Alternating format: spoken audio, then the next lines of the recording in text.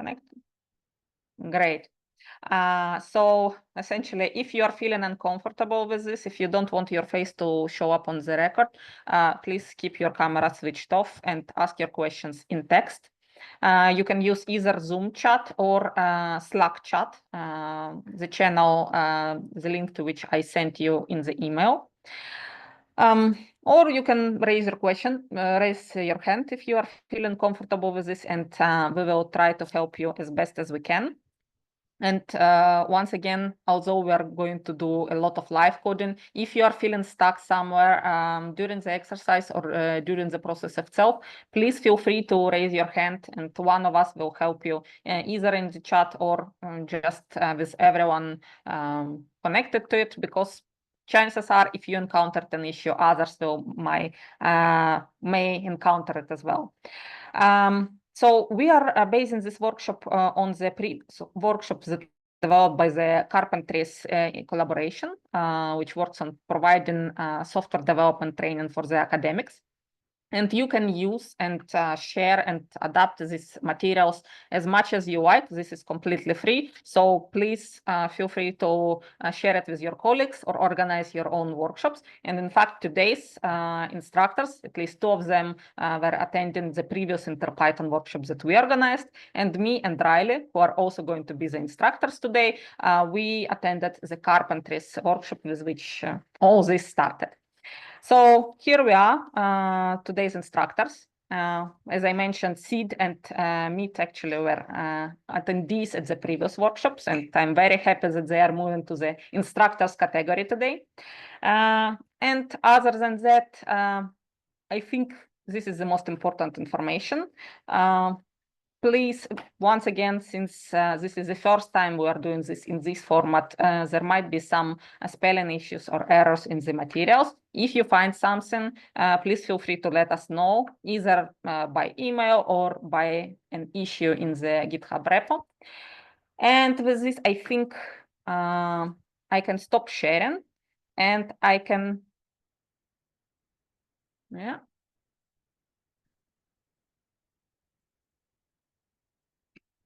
And I can leave the floor to Sid, who's going our first teaching instructor today. Sid, the floor is yours. All right, thank you so much, Alex. Okay, let me first start by sharing my screen. And so today I'll be going over the first section of the workshop, which is basically about obtaining the software project and having a virtual environment and making sure we all have a working virtual environment. And so that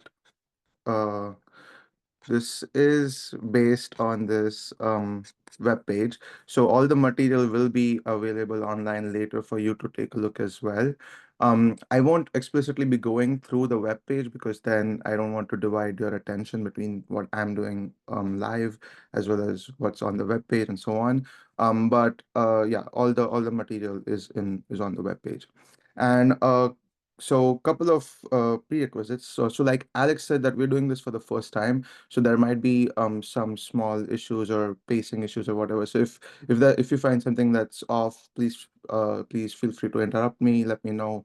And if you see something on your screen that I don't and so on, please let me know and we'll be happy to help. And there are a couple prerequisites we're assuming from you as well. So we are assuming that you know how to use the command line tool, you have used Git before, you have a GitHub account, and you can access GitHub from the command line. And so as a way of gauging progress, I just wanted to also say that I'll be asking questions like, can you follow me or like not, or were you able to do this or not? And so could you just use the Zoom reaction with the green check mark? And can everybody just try it out and see if that works? Sorry, I'm trying to see everyone. Okay, now see everyone. Yeah, see Alex pressing yes. So you can do this by clicking on React, and if you want to say yes, do a green check mark like this, or if you want to say no, you can do red cross like this. So I'll be asking a yes or no in between. So feel free to react either way. And okay, so these are the prerequisites. So let me move on to the material itself. Um, so like I said, we'll be using mostly the terminal and the browser. So let me start by going over the GitHub page. So this is the GitHub page for the demo project we'll be looking at. So this is the one-day testing soft project. And what we want to do is we'll be like learning different tricks and techniques related to this project. So we'll be working on this project. And we first want to create a fork of this repository. So can everyone, I sent a link in the chat. So can everyone just open this on their browser, make sure you're logged into GitHub, and then we want to make a fork of this. So uh, I'll just wait for everyone to do this. And uh, once you've logged into GitHub and just following on booted your computer because it's the first session. So can you just show me a yes green mark once you've loaded GitHub on this repository?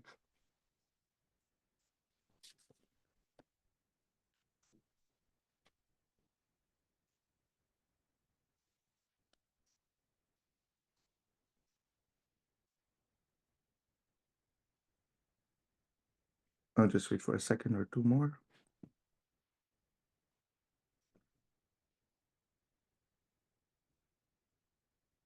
Okay, perfect. So the first thing we want to do is we want to create a fork of this project. And so that can be done by clicking on the fork button.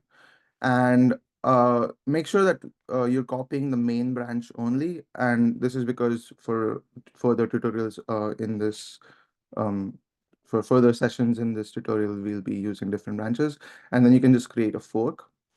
And what this will do is essentially it will create a working copy of the original repository onto your GitHub account. And what that allows you to do is that now you can push changes to this GitHub repo and play with it. And that's separate from the original GitHub repo. So you can do anything you want over here. And let's just quickly go over what all we have in this GitHub repo. So there's three main directories here: data, LC analyzer, and tests. And so this example software project is about an example of light curve analysis. And let me just go over the data. So it consists of two kinds of data. So the first one is from Kepler, which is a light curve for a single object, a single RL array. And that's been given to us as a CSV file, while the other one is multiple RLRA light curves from LSST DP0 preview, so data preview 0, and they have been given to us in the PKL formats. And you can see that there are two different versions of this LSST RLRA files. And that's just different versioning, but the data itself is same. So one of them supports some older packages we're using, while the other one is the updated version. So in any case, so there's one CSV file and two PKL files in the data. And apart from that, LC Analyzer itself consists of two scripts. The first one is called models. The second one is called views. And there's a directory called tests, which has a test file, which we'll be looking at later today as well. And finally, there's the most important one is this IPY notebook, so IPython notebook, interactive Python notebook, which is on light curve analysis itself.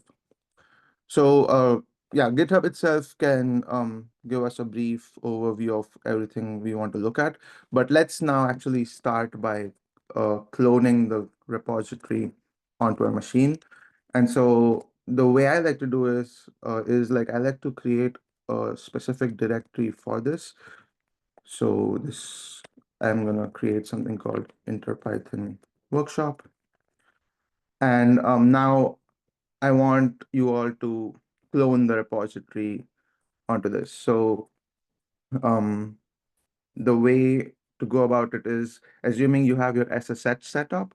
So you can click on the green button code on GitHub, click on the SSH tab, copy this, and then open your terminal and do a git clone, and then paste that copied text. And then that will clone everything onto this. So once you have been able to clone, can you show a green check mark? And if you have any issues, please let us know.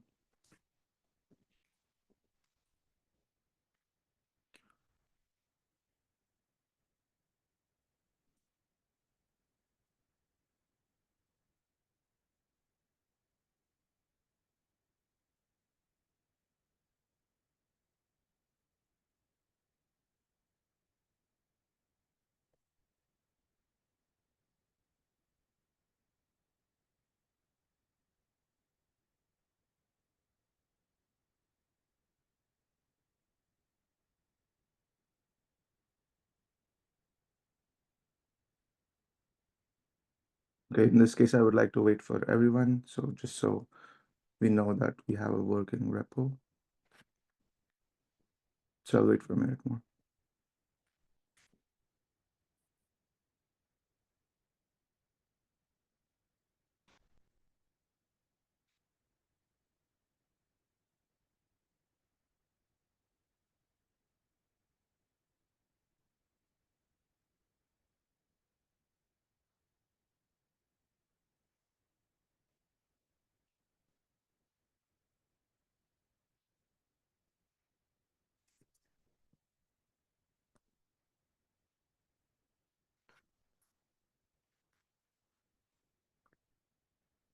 Okay, so I see a green check mark from everyone except Yasmin. Are you having any particular issues?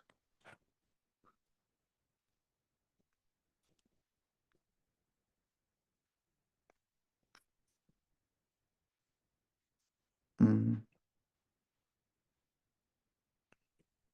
okay, I think your mic might be off.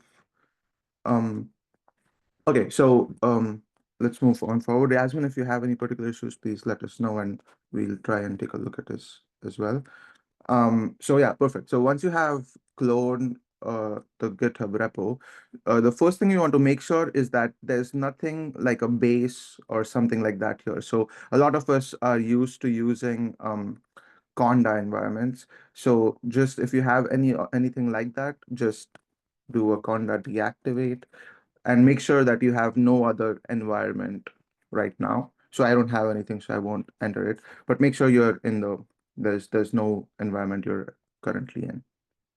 And so if you have something that looks like this, now we can look at the GitHub repo, and let's go inside the GitHub into the Git repo, and let's look at all the files. So you can see that these are the same directories and files we saw on the GitHub.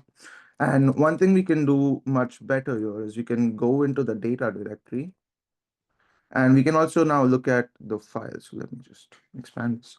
And the way to do that would be to use the cat command on the command line. And so we can do a cat kepler rli.csv. And this doesn't really help us much because it's such a huge file. So instead, we can just look at the first 5 lines of the file, and we can do a head -n 5, so the first 5 lines, and do rrliarray kepler rrliarray.csv. And so that again gives us the first 5 rows of the data. So this is row 1, row 2, row 3, and so on. So the first thing you'll see is that the CSV file is human readable. But now if we do the same thing again for the LSST rrliarray file, the PKL file, we'll see that the text is just dollar signs, H signs, and pound signs, and so on. So essentially, it's not human readable, and then there's some stray characters here. So anyway, that's the kind of data we're looking at, and we'll be looking at it later. So let me just go back to the parent directory. And let me talk about the directory structure itself. So this directory, this repository has been organized with something called the MVC architecture in mind. And so that essentially stands for model, view, controller. And so the model essentially represents the data used by the program and the operations to modify the data itself. The view consists of the displaying of the data to users of the software. And the controller is the part that interacts with both the view, so both the user as well as with the model, so the data as well as any other model related files. And so that's the rough structure of this repository. And so just to give you an example of how this works is a useful analogy I've found is to think of these in terms of a restaurant. So suppose you're dining at a restaurant, and then the model would be essentially the kitchen and the chefs who are making all the food there and so on, while the customer would be the view, while the server would be the controller. So essentially, anytime the customer is ordering food from the restaurant, they are interacting through a server in between. And so essentially, it's the server that communicates with the customer as well as with the chefs and gets the food out.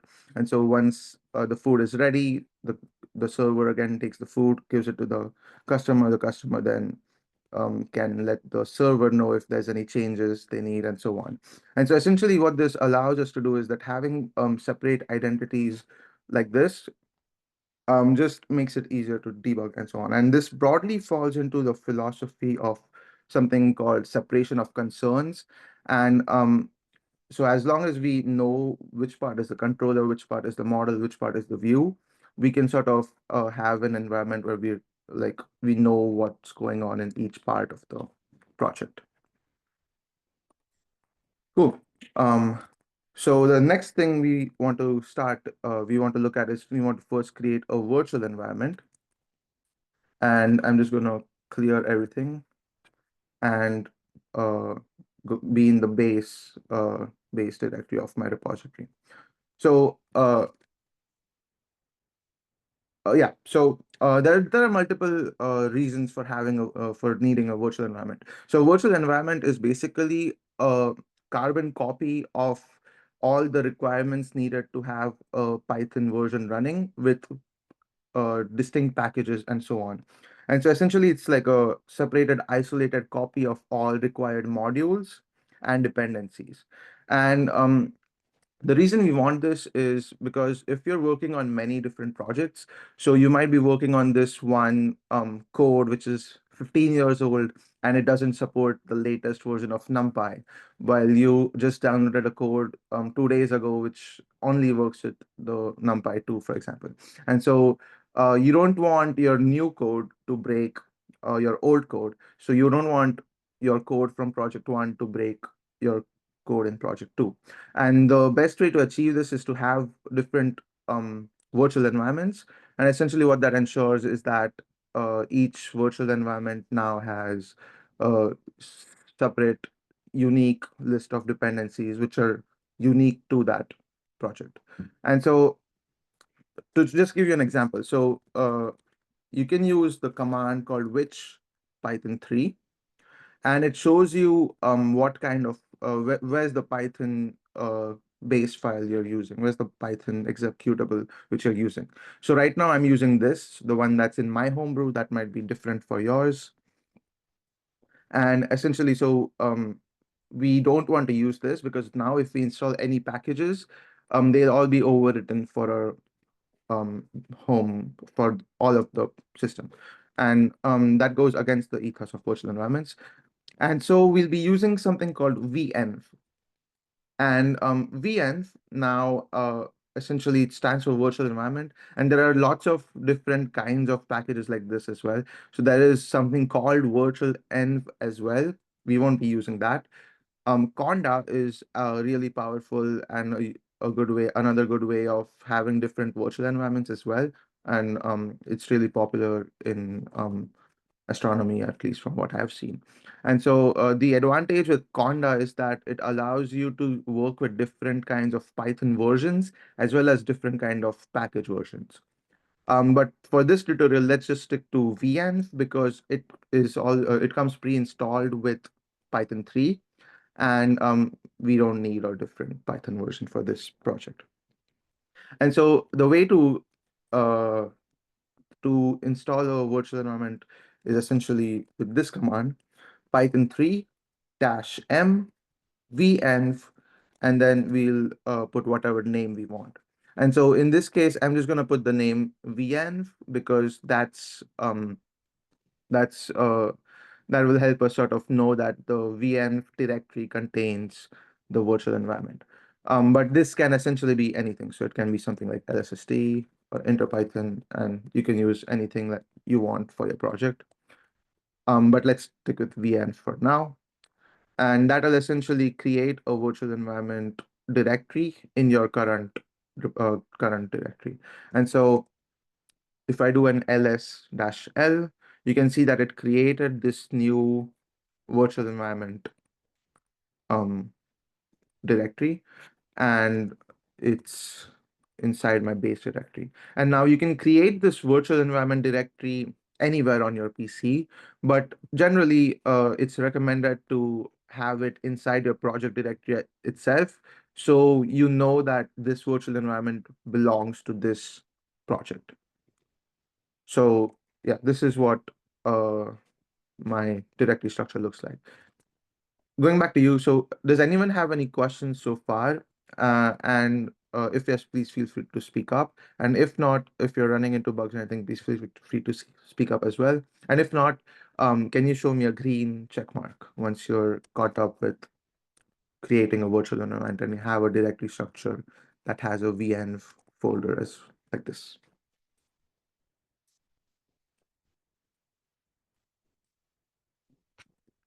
I'll wait for a minute.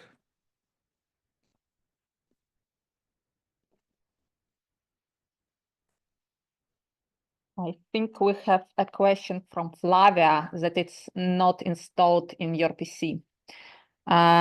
Yes, but it should be also coming with other Pythons. Which version of Python do you have?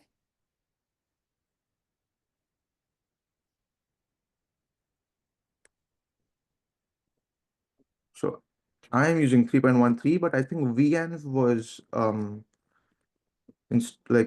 became bundled in Python 3.3 or something. So I think Yes, I see apt install Python. Okay. Well, you can try to, yes, to install it just like this, but actually, yes. You will need sudo rights to do this. oh, this is super interesting. Okay, thank you so much, everyone. Yeah, sorry, I was under the assumption that anything from 3.3 onwards would have it, but seems like Ubuntu is doing things differently. I Cool. think it also depends on what kind of build do you have and whether you try to mess up with it, because I once had this issue after a conflict with Conda. It was just deleting something by its own design. Yeah, that's always annoying. Okay, that's all good. Cool. So okay, so just so I clear the screen and we know what we expect. So I ran this command earlier to create a V environment called venv, and that ended up making this directory. Cool. And so now what we want to do is we want to activate this environment.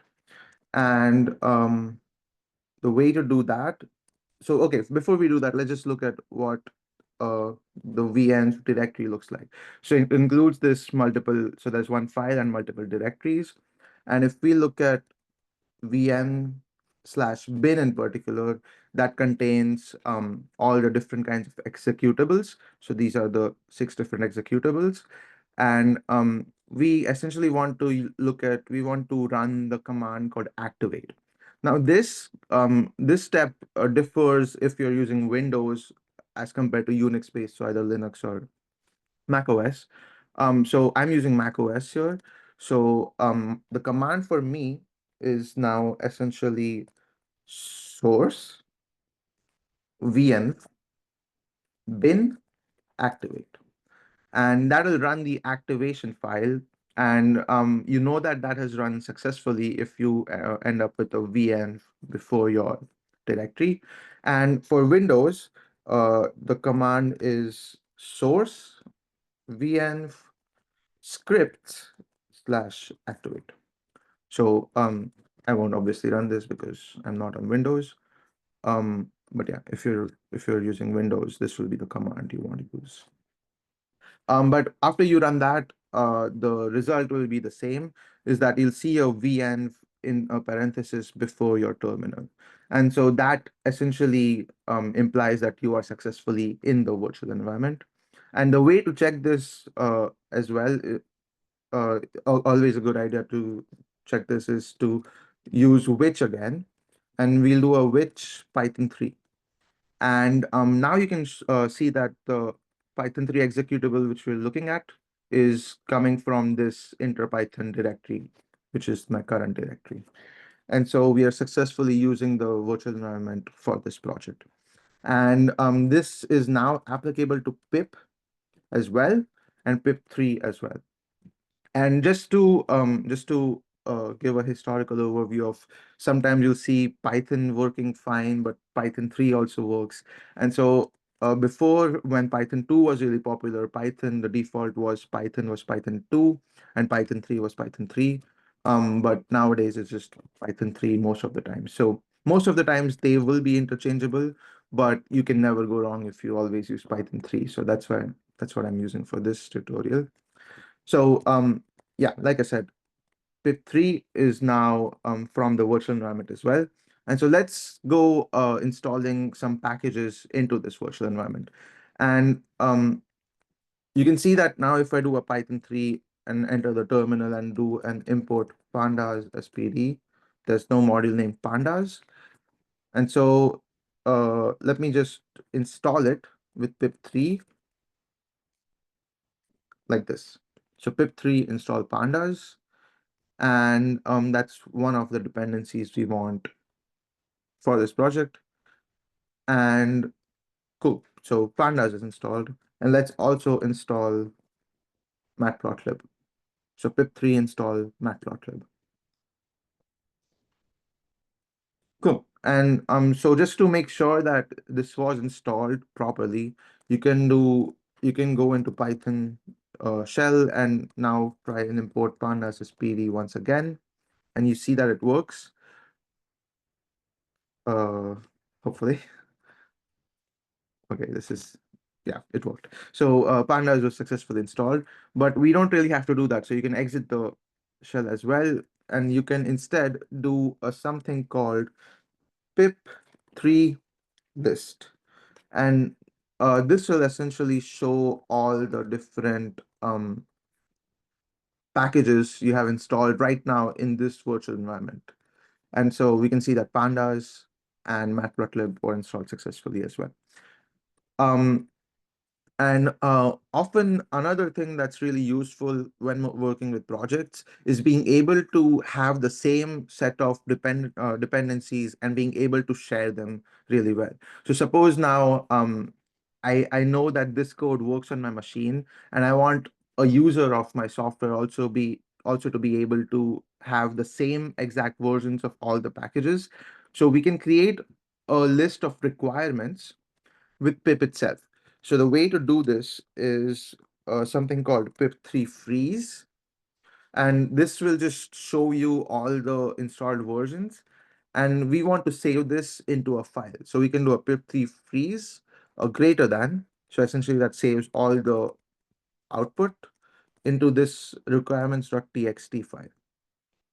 So once we run that, uh, we can do a ls.l, and then we can do a cat of requirements, which was a file we just created. And now these versions are the exact ones which we have on our machine. And so the big advantage of this is that now you can share this requirements.txt file with your software package, and anyone using your package can create a virtual environment, have the exact same versions of dependencies involved, and that would work on any machine, any Python, and so on. Ideally. And so the last thing we want to oh yeah, and the way to install this requirements file is also through pip. So you can do a pip3-r that tells it to read it from a file, and then requirements.txt. Oh, sorry, pip3 install -r requirements.txt. And yeah, you can see that that essentially overwrites everything. So since everything is the same, that won't really change anything. But perfect. So now we have uh almost everything installed. So the last few things we need before moving on further in the tutorial is firstly installing AstroPy and Jupyter. And here's a handy shortcut to install multiple packages with pip is that you can just separate them with a space, and you can type in all your packages required. And so, yeah, we want to install AstroPy space Jupyter Lab, and that will install everything. So yeah, we'll be using Jupyter Lab for this tutorial, and Jupyter Lab has a ton of advantages, I feel. So let me just start by opening Jupyter Lab, and the way to do this is to do a Jupyter hyphen lab. And a really important point, it's a bit frustrating, is that when you're pip installing Jupyter Lab, there is no hyphen there, so it's just Jupyter Lab without any spaces, without any hyphens. But when you want to run Jupyter Lab, you have to add a hyphen in between. And so if I don't do that, that'll give me an error. So Jupyter Lab without hyphen is not found, but Jupyter Lab with a hyphen should be found.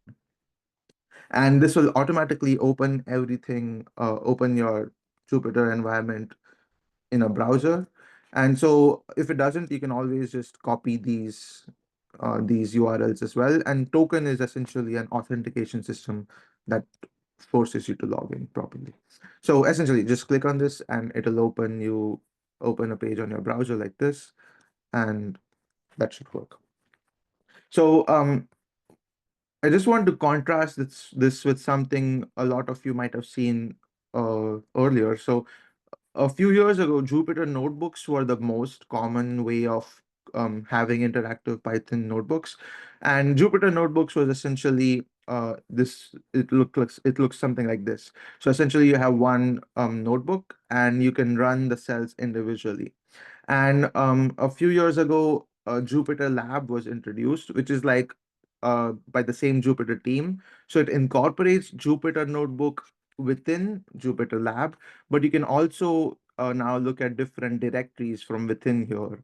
And you can also like preview files, so something like CSV files, as well as Python files. So I feel, and you can seamlessly move between all these files. So this is just an extension of the Jupyter Notebook system, and it now makes Jupyter Lab much closer to a real IDE and integrated development environment. And just to give you a few features, so you can look at all tabs, kernels, and so on. And you can also install various extensions if you would find them helpful. So we'll be using Jupyter Lab for this tutorial. And okay, finally, I think that's all I wanted to talk about, but can everyone give me a green check mark if you have Jupyter Lab open and running and can see the same files as me?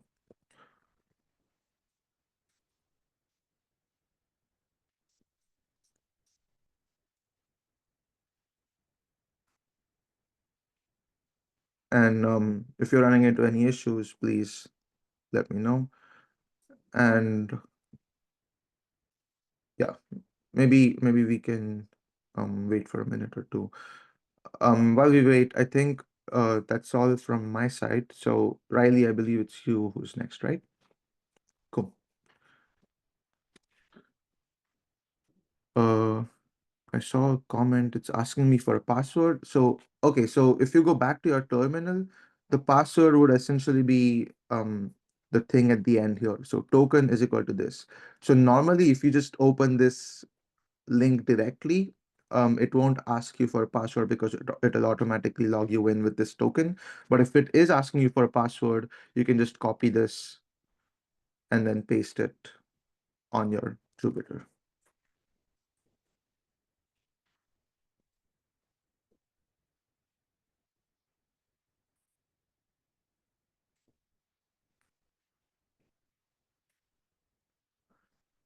Oh yeah, and one more thing I would like to say is that you can always exit Jupyter Lab from the terminal as well. So just a Control C would work, and you can quit Jupyter like this as well. And if later on you want to deactivate your virtual environment, that would be just by running deactivate. So don't do this right now because you have it running, but just so you know, so you can always activate it again. I'm in the wrong directory. Source vn bin activate. I'm now back, and I can run Jupyter Lab again. And so yeah. Okay, so I'm still waiting on a few more green check marks. Somebody's password isn't working. Okay. Uh, Do you want to share your screen? Anyway, I'm done, so I'll stop sharing anyway.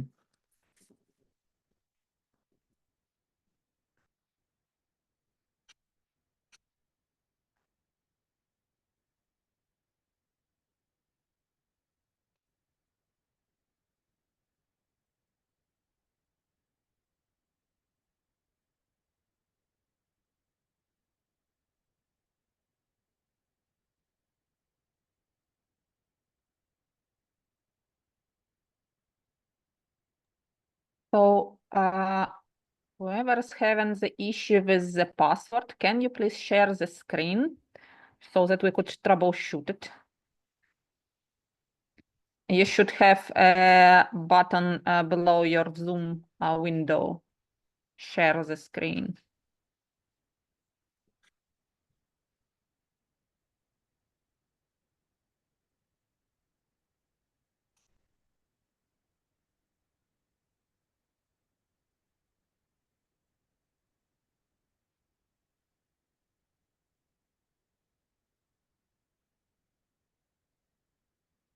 Okay, thank you. And can you please So I tried taking this token and copying it and pasting it into here. yes. It's So not doesn't like that. yeah, can we start from scratch? So can you please close this window and deactivate and activate again your environment just in case it messed up something during installation? But I think it's probably something with the version of Jupyter. Is it source deactivate? Yes. I think it's just deactivate without Just anything. deactivate. I don't know if this will work or not, but you can just like deactivate and that will definitely work. Okay. And then Okay. you want me to run it again or activate it again? But wait a second. Can you please go up to the yes, and from here can you try to do the activation? Sure. So It shouldn't so make any difference. is this one Source, source activate? no, VN source or ban. sorry. Uh-huh. Source then VNV. Just that. Bin Yes. activate through Yeah. slashes. So so vn/bin/activate. Yeah. Okay. All right, so it's activated. Should I just try and run it again? Eh, oh boy. Okay, so it was It's Jupyter-lab. Jupyter dash lab. And then ampersand or no? No, nothing, just an enter or return.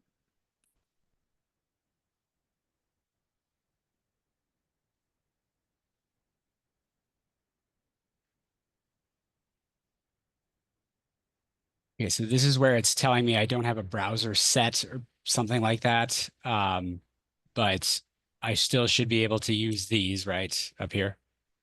Mm-hmm. Which one should I try? Try the local host. Oh, wait. Okay. So, by the way, I just saw that. I think you're on Windows subsystem for Linux, right? Yes, that's right. Okay. It should still work. So, yeah, just try copying the first one.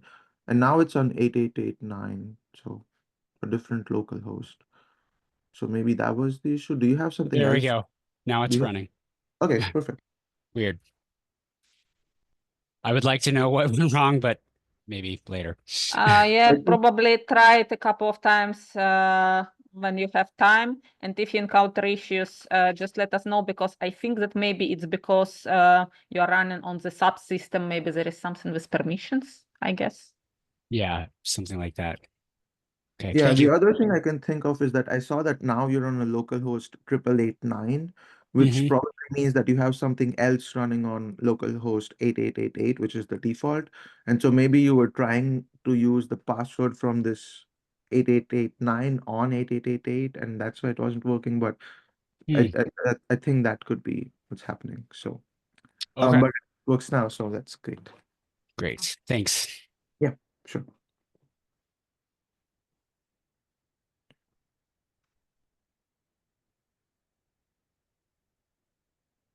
I Cool. think there is also an issues with partial installation issues with some packages. So an error installing Pillow and RSPD. So actually it might work for this code that we have, but it's not guaranteed because Pillow is an important package. I think, but did you try to install things from the requirements TXT that you created or that you had in the repository? So I first tried to install from the requirements.txt, but it stopped for Pillow. So I just skipped that module and reran it. So other than those two modules, it ran successfully. Well, I think that this is because you tried, if I understood you correctly, because you tried to install the requirements TXT from the repository. So maybe there was some kind of conflict. It's hard to say without seeing the errors. So you can try proceeding with the workshop, but if it doesn't work, then you have to go back and actually install Pandas, AstroPy, Matplotlib, and Jupyter by yourself. If these 4 packages will be working, then you will be fine. Okay, but I didn't get it. Like installing from the repository, like the requirement.txt. So Once means again, what do you mean by installing from the repositories? So I just did pip3 minus pip3 install minus r requirements.txt. yes, but did you try to do before that to install the packages we mentioned on your own, like pip3 install, Pandas, AstroPy, and so on?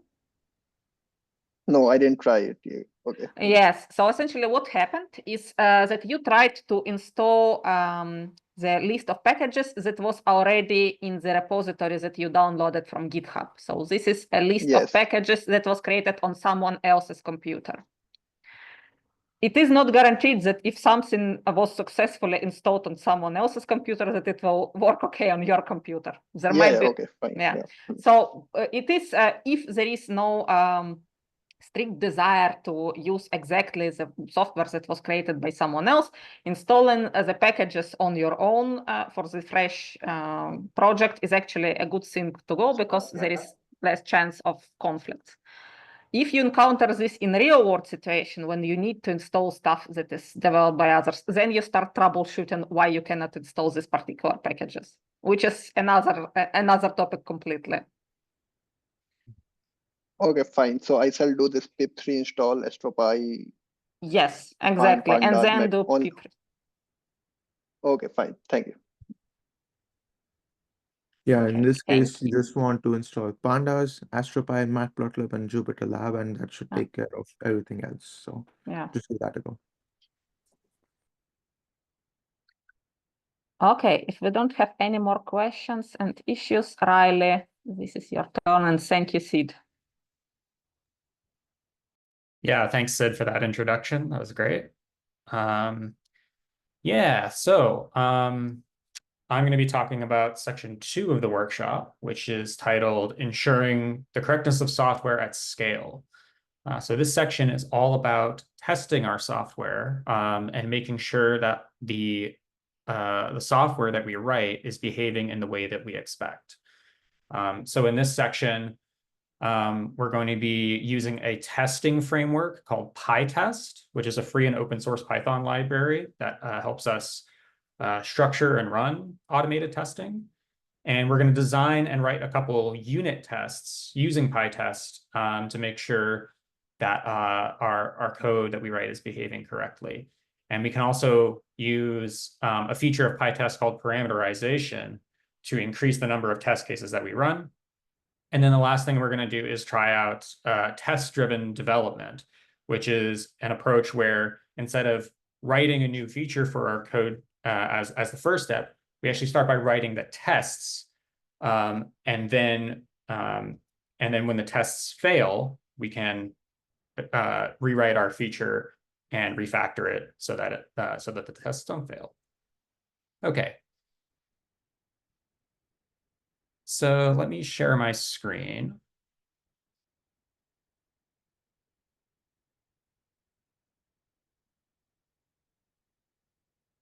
So just like everyone else, we should have we should be in our Jupyter lab, and we should see I'm on our light curve analysis IPython notebook over here. And so the first thing that we want to do is, for writing tests, we want to create a new branch on Git. So that way we can create a testing suite, and then once we write our tests and convince that they're working properly, we can merge testing suite back into our development branch. So I'm going to open a terminal here. And there's one thing that we want to be careful of using Jupyter Lab, which is that when we open a terminal in Jupyter Lab, oh, I'm sorry, I kind of went fast there. So the way I opened a terminal in Jupyter Lab is I click the plus button on the tabs here, which kind of brings you into this menu here. And then down here under Other, you can open a new terminal by clicking that. Okay. And one thing that we want to be careful here is that when we open a new terminal in Jupyter Lab, it's our virtual environment is not activated. So we need to just go ahead and reactivate that real quick. So first, I'm going to make sure I deactivate my Conda environment like Sid described. Great. And then I'm going to go source vn/bin/activate. Great. So there's my virtual environment. And I can even look at, type pip3 list, and I can see all of the packages that are installed. Don't worry if our packages don't look the same. Okay, but to create our new branch, we're going to use a command called git checkout. And we're going to go git checkout develop. So this is going to okay, so I have some local changes.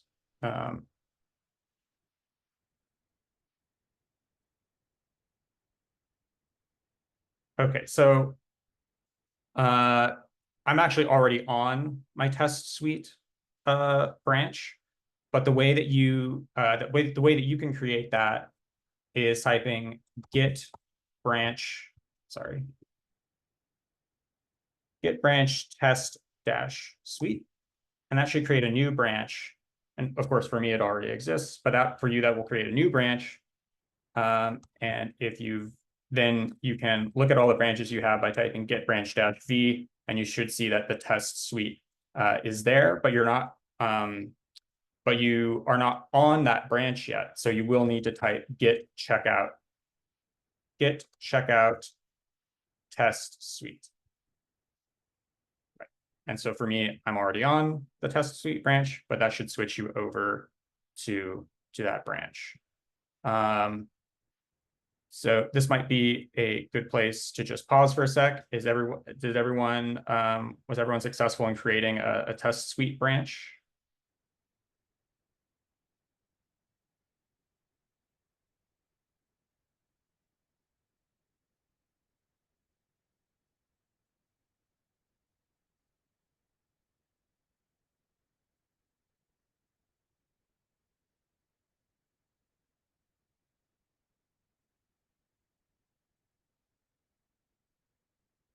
Yeah, and like Alex said, you can also do git checkout -b test suite, and that'll just create a new branch and switch you to it in the same command. So it's nice and fast.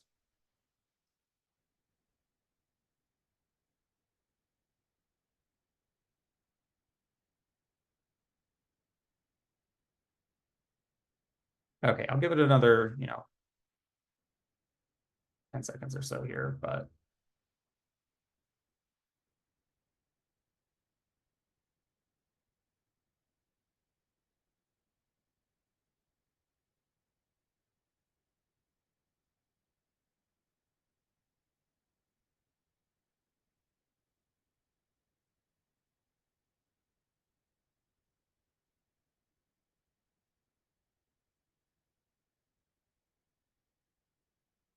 yeah, Flavia. So you can check if you're in the right branch by typing git branch -v, and that will show you all the branches you have. And then it'll have an asterisk next to the one that you're currently on. So like on my screen here, you can see that I'm currently on the test suite branch. Another thing you can do is git status that shows you which branch you are on and what is the current state of your git. Yeah, Riley can demonstrate it. So on branch test suite, right on top, yes. Then whether it is up to date with origin test suite, and then what are the changes that are not yet committed. Great. Okay, I'm going to move on. Seems like most people have switched to the test suite branch. So now we can actually start writing some code and looking at the data that we have in our project directory. So I'm going to go over to our light curve analysis Python notebook, and you can see that there's a lot of stuff already here.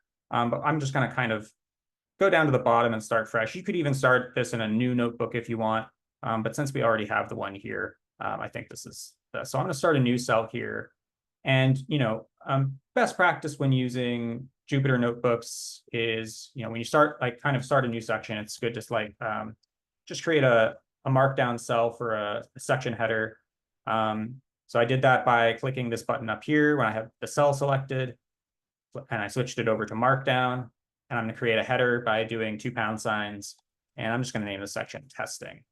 And then a quick way to run the cell is hitting Shift Enter. So that creates my markdown cell, the header. Okay, so I'm going to go ahead and import pandas. That's the first thing we want to do, since pandas is going to be the way that we load in the data and we can look at the structure of the data. And the way I'm going to load it in is I'm going to load it in to a dictionary. So I'm going to call this dictionary LC datasets.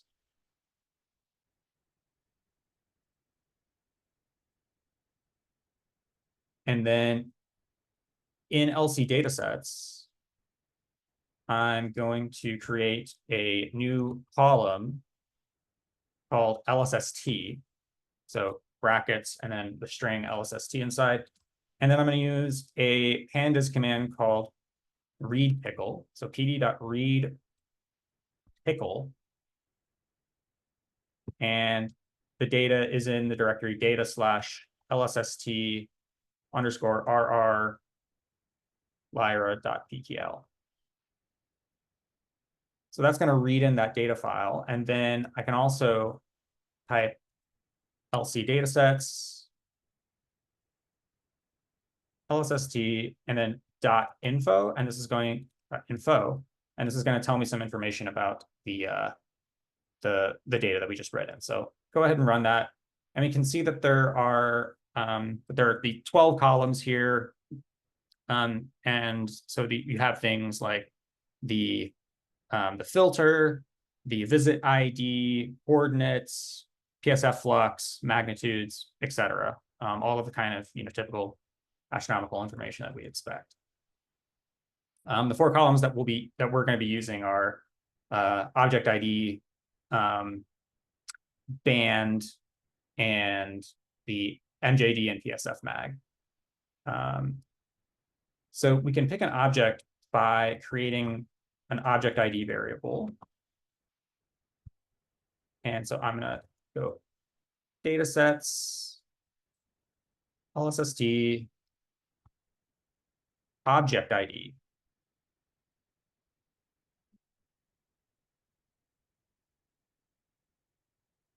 Unique.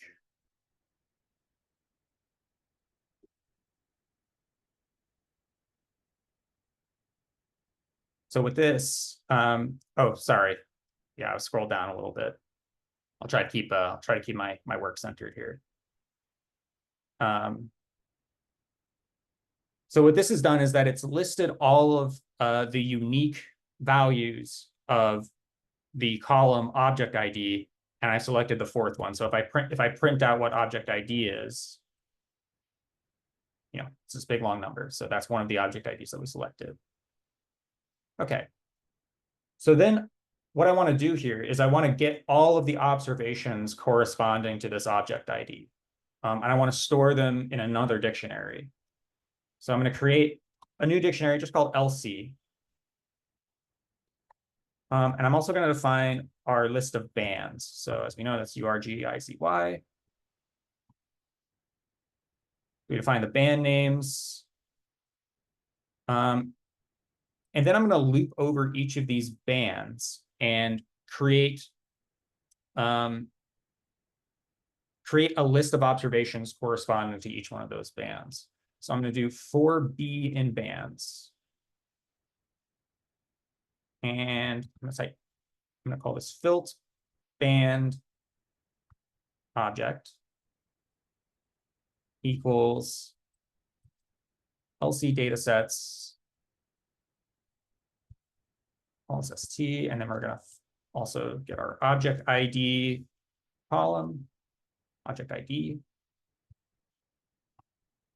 And I'm going to create a Boolean array that indicates that this observation belongs to a certain object, which we just defined. So object ID.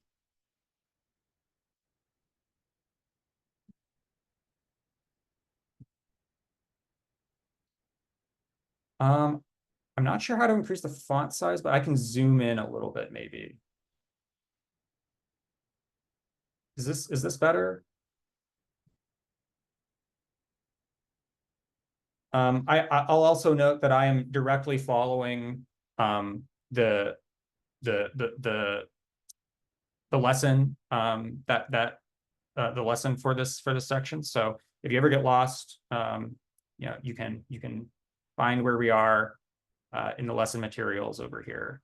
So Riley, you can increase the code size in settings. In settings, okay. Settings and terminal font size, yeah. Oh, that's this terminal. is a settings theme up. Yes, and their code size and content size.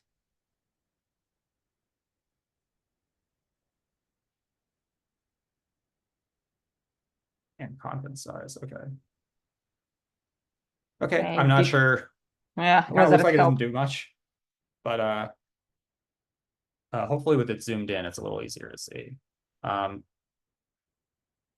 then, so I'm going to continue writing this Boolean here, datasets, LSST, and then I also want to make sure it belongs to each band in our loop here. So set that equals B. Okay, and then close the parentheses. And then lastly, we want to select those observations, those filtered observations, and store them in our dictionary LC. So we go LC brackets B equals LC datasets LSST filt band object. Okay. So let's go ahead and run this cell. And if we go ahead and have a look at this dictionary, you know, it's quite big, but basically for each band, it's giving you all of the observations corresponding to this object ID. So to make it a little simpler, I can do LC and let's just, for example, look at the U band observations. So this is a little easier to see. So this gives us all of the observations of this object of the object ID that we picked that would correspond to the U band. So we get all the columns there. Okay, so now something we want to do is we have this other file called models.py. And if you recall what Sid was talking about with the model view controller approach is that we want to have a series of functions that perform some action on the data that is controlled by the controller, and then that data, the functions do something in that data, and then it's passed to the user. So if we look in models.py, you can see that we have a couple functions in here already. We have a function for loading a data set, but I want to highlight these three functions: mean mag, max mag, and min mag. So these functions fairly straightforwardly calculate the average value, maximum value, and minimum value of an input light curve. So let's go ahead and try using one of these functions. So if we go back to our notebook, first we need to import the functions into our notebook. So I'm going to write import LC analyzer dot models as models. So that's going to import our models.py function. And then I can call one of those functions. So models dot, let's call max mag. And then I need to give it two things. I need to give it the light curve, one of the light curves. So let's give it the G band light curve from LC.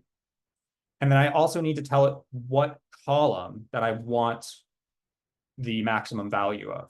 So then I'll say, let's do the PSF magnitude. So PSF mag. And if I run this, great, I get a value. But how do we know that that our max mag value is actually working correctly? So maybe we could just pass a simple data frame to the function and manually check that the returned maximum value is the correct one. So with a simple function like this, that's something that's fairly straightforward to do. So let's go ahead and define a test input. And this is going to be a new data frame. So I'm going to create a data frame by typing pd.dataframe. And I'm going to manually enter some data in the form of a two-dimensional list. So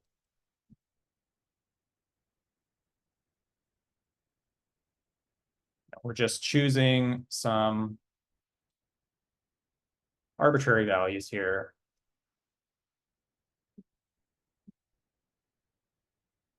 And I'm going to name these columns simply ABC. So we want to do, after we enter the data, columns equals list ABC in quotation marks, and then close the bracket. And I'm going to say that we're going to test the column A here. So that test output for column A, which is going to be, it's maybe a little helpful if we reorder the rows like this, so you can see the matrix that we're creating here. So column A is this first one here. So obviously the max value is going to be 7. You want to do test output equals 7. And then let's go ahead and call our models.maxmag test input. I'm going to say I want to test the values from column A. And then we're testing if this is equal to the test output.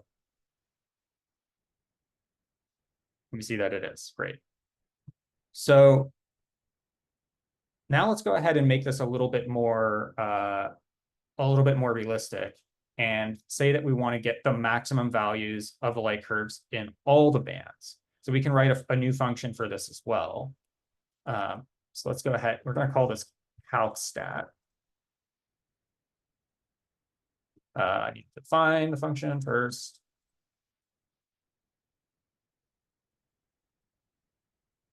And it's going to take as inputs the light curve dictionary, bands, mag call. And I'm going to define a dictionary where we're going to store the results called stat. And then I'm going to go ahead and loop over the bands and get the maximum value in each band is stored in the dictionary. So for B and bands, I'm going to do stat B plus underscore max. And then equals models.maxmag. I'm going to call the light curve, just according to that band. And then mag call. And then we want to type return stat. Okay. So we have our function defined. And then we're going to construct this test data. This is going to take this would take a little long to enter manually. I'm going to copy it over from the lesson materials. But we're gonna take a few seconds after this. So don't worry if it takes a long time to catch up. So I'm creating like 3 data frames here. And so they all have some different values, and we're creating a dictionary of test inputs and a dictionary of test outputs, and we're going to give each of those inputs to our calcstat function, and we'll see if it succeeds or fails for these test inputs. So we run this, all we see that we get false. So I think I'll ask, does anyone know why this returned false? Feel free to like either type in chat or unmute yourself.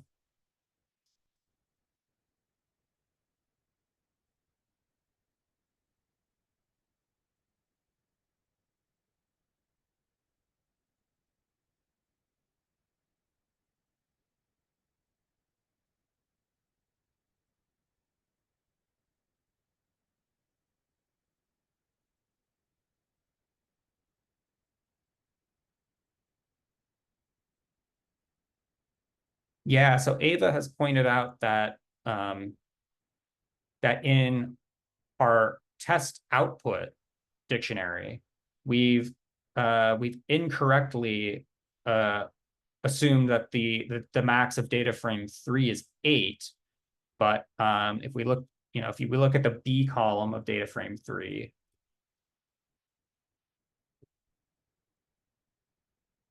Keep in mind that we are looking at the B columns of each of these data frames. You can see that that's not what the max, it's actually 9. So this is sort of an example of why understanding, you also have to make sure that the tests you're writing are correct as well. Otherwise, they have no value, right?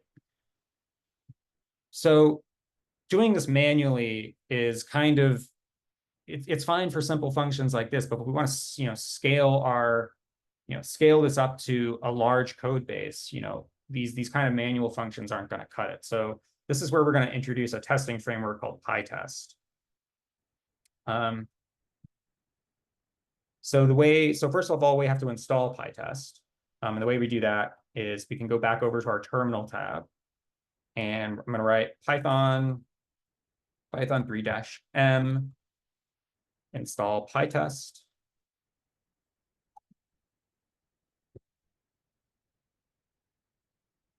Oh, sorry, I forgot the pip.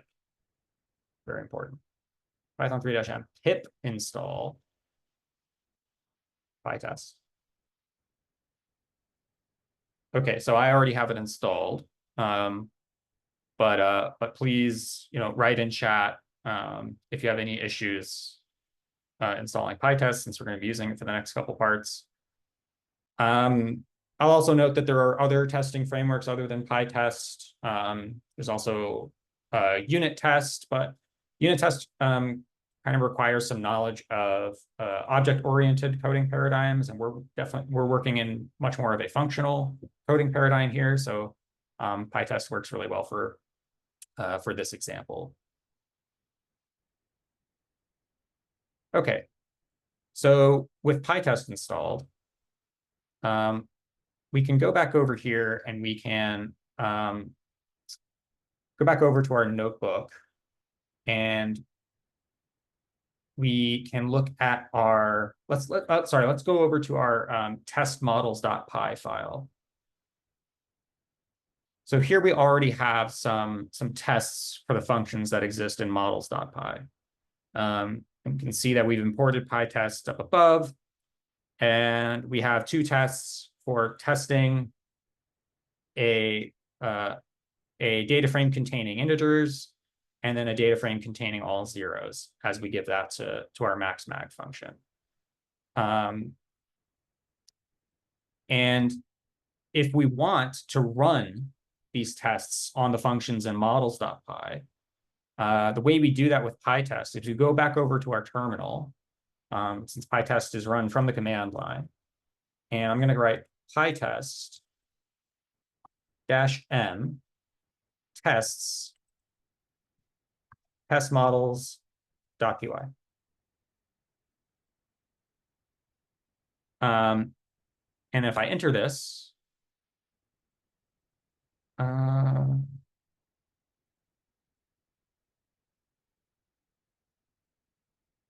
okay. Actually not sure why that happened. Oh, I think I made a slight mistake in the call, sorry. So actually it should start with Python-m, then PyTest, tests/models.py. There we go, okay. So you can see that it's collected two items. So the two items are the two functions that we had in test models. And it's said that two of those tests passed. So we know that the tests that we have put in test models are passing correctly. And so the next thing we want to do, oh, and by the way, you might have known that, like, you might have noticed that we had to call PyTest using like Python-m, right? Like PyTest is its own command. So you could just write PyTest, like PyTest tests/test models.py. And that also works, but I think there's some instances where that could lead to a module not found error. So I think in most cases it's best to use the Python-m before calling PyTest directly. Okay. So next up we have a short exercise. So what we're going to do here, and just to show this exercise. So we already have a couple test cases that test the maxmag function. But looking in the models.py, yeah, right. Sorry, so we do need to install PyTest with pip. So the way we did that was Python 3-m pip install PyTest. So of course that's already installed for me, but if you type that line into terminal, that should install PyTest into your virtual environment. But as I was saying, we're going to break for a couple minutes here and try writing some unit tests ourselves. So we want to write at least 2 new test cases that test mean mag and min mag. And you can format these tests very similar to the ones that are already exist for max mag. But then once you added those new tests, and you can choose some different test cases, be as free as you want. But then we want to run those tests, write the new tests, make sure you save test models.py by either you can do that by going to file, save Python file. So that you got to make sure to update test models.py once you've written them. And then you can run the tests again with python-m pytest/test models.py, and you should hopefully see the new tests passed. There's also an optional exercise that I will leave up to you whether you want to do. So I think we have enough people that we don't necessarily need to go into breakout rooms. Is that right, Alex? Yeah, I think that we have like 12 participants per 7 instructors. I think we're okay staying just here. Okay. So yeah. Okay, I'll set a timer for 7 minutes, and then we'll regroup after that. Yeah, and if you encounter any problems, just write in the chat or raise your hand and speak up, and we will help.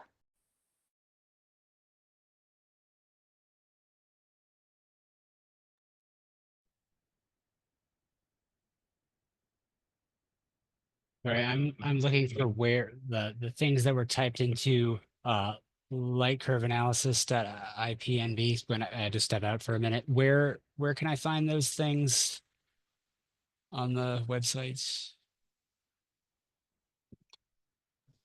Yeah, so some of the stuff we wrote in our notebook, it's kind of distributed Okay, in this lesson here, but it starts up at light curve and data analysis. So in each of these boxes that say Python, that's some of the stuff that we put in the notebook.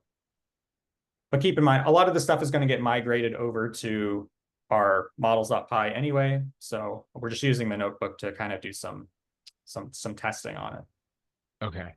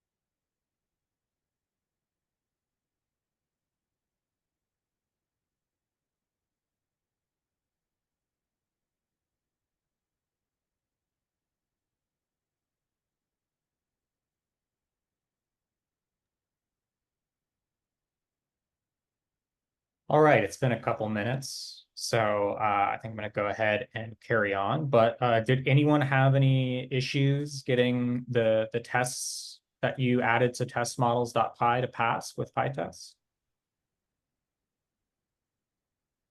Or did everyone's tests work perfectly the first time? That would also be good. Let's just start with asking how many people have managed to add tests and run them at least once. Yeah, so go ahead and maybe do a green check mark if you added a test and ran it, whether it passed or failed.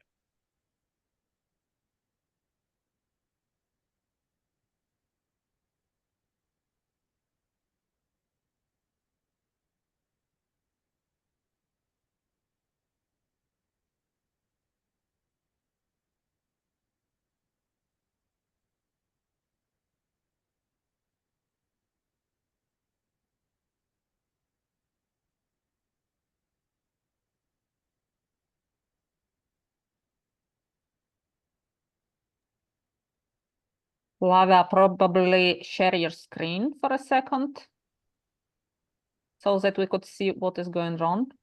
Yeah, let's do it.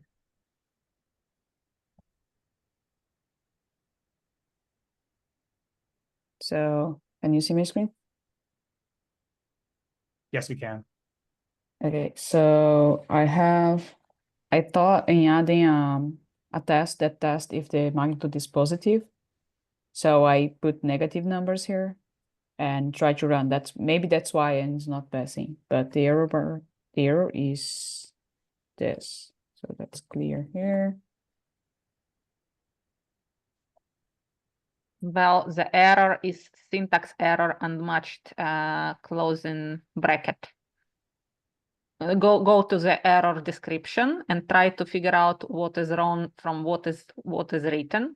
So go up line by line and read what it says. Yeah, we can see on line 38 of test Mhm. models, there's a missing, there's an unmatched bracket. Oh, this one. Okay. Let's see now.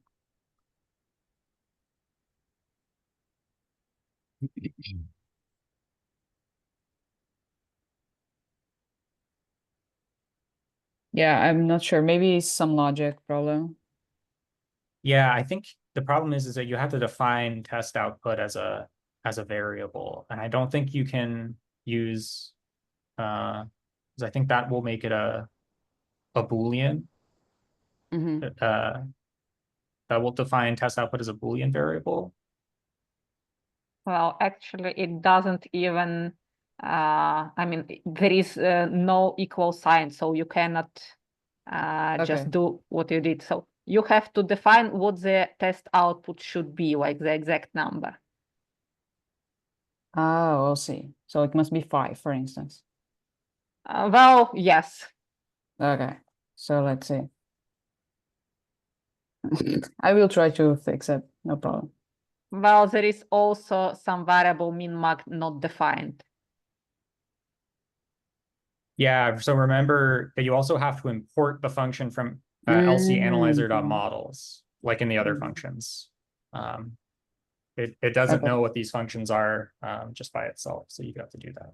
Yeah, this part here. Yeah. If it's okay with you, can I share my screen and Sure. we can talk about the next part? Okay, great.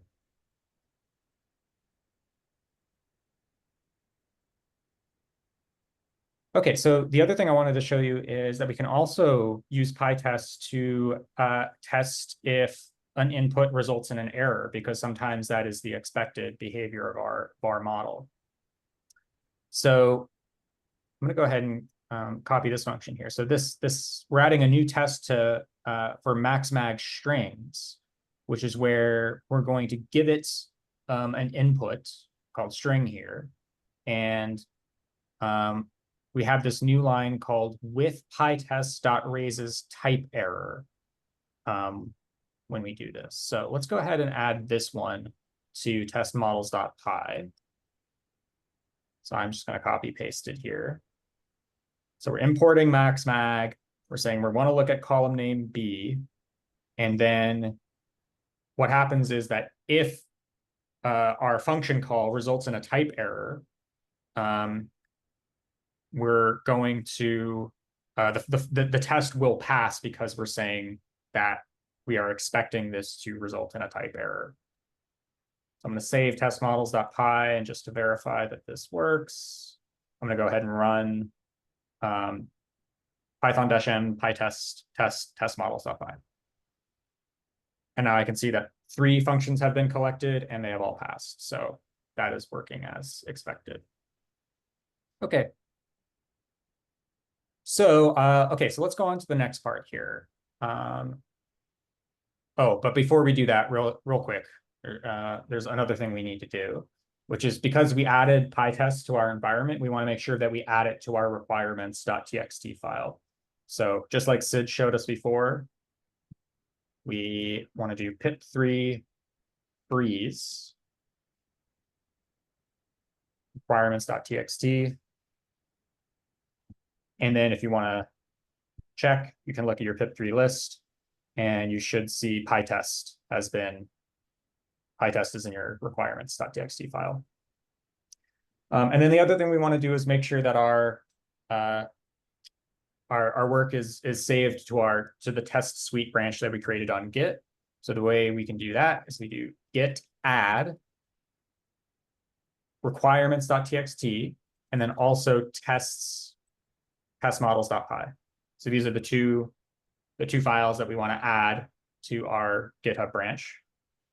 So we do that. Then we want to commit them to the branch, and we have to do a message. So we do git commit -m and say we're adding some initial test cases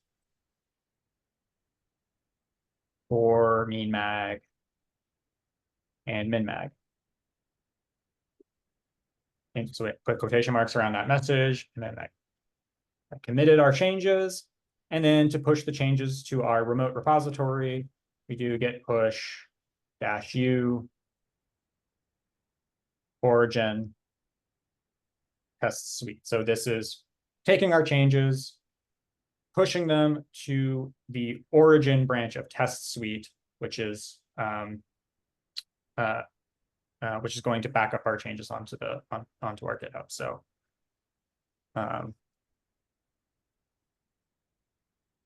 okay, not sure why this didn't work for me. Hopefully it worked for you.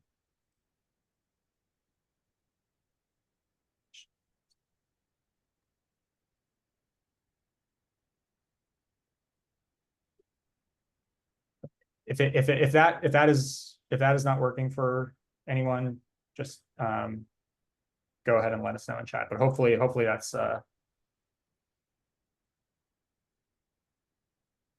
oh, thank you, Ava. I actually misspelled the branch test suite.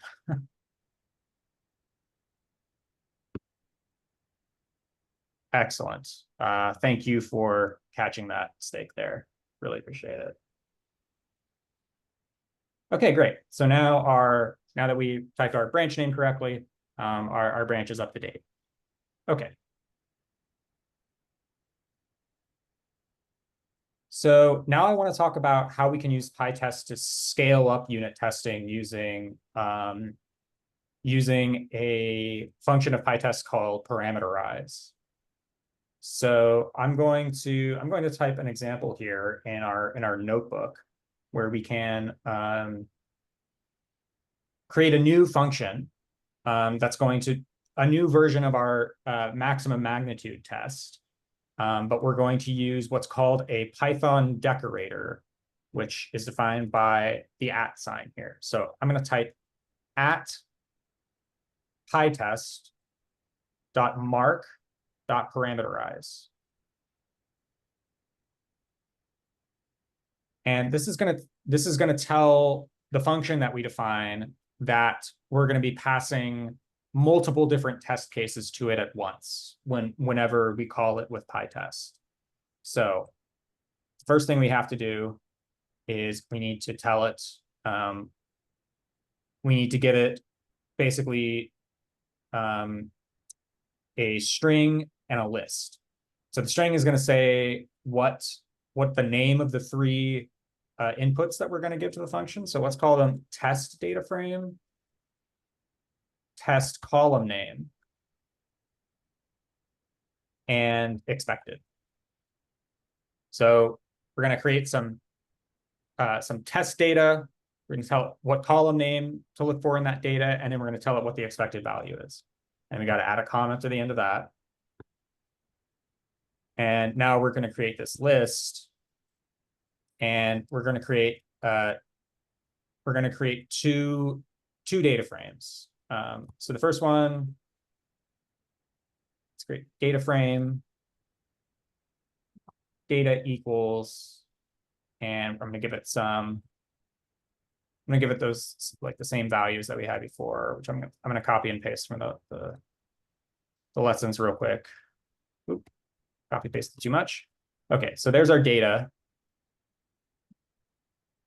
And I'm going to also define the names of our columns of the data frame. So list ABC, close parentheses, comma. And then the next thing is I have to tell it which column name to look for. So let's do column A, comma. And then the last thing is the expected value. So if we, what value do we expect for the max of column A? Again, it's going to be 7. So let's close that parentheses. So that's just one test case that we've added. But now we can add more test cases in exactly the same way. So let's say, for example, again, we want to do pd.dataframe.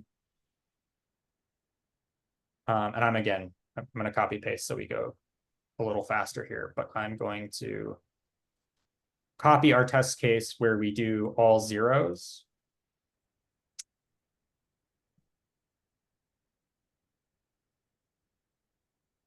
So now we have the second test case where we input all zeros. We look at column name B, and the expected value for that one is going to be 0. Okay. So let's just do these two test cases. And then we also have to remember to close the brackets and close the parentheses. And so it's all encapsulated within this parameterized decorator. And then we define our new test case. So we're going to call this test max mag. This function is going to contain all the test cases for testing whether max mag is performing correctly. So we want to give it as inputs the things we defined up above: test df, test call name, and expected.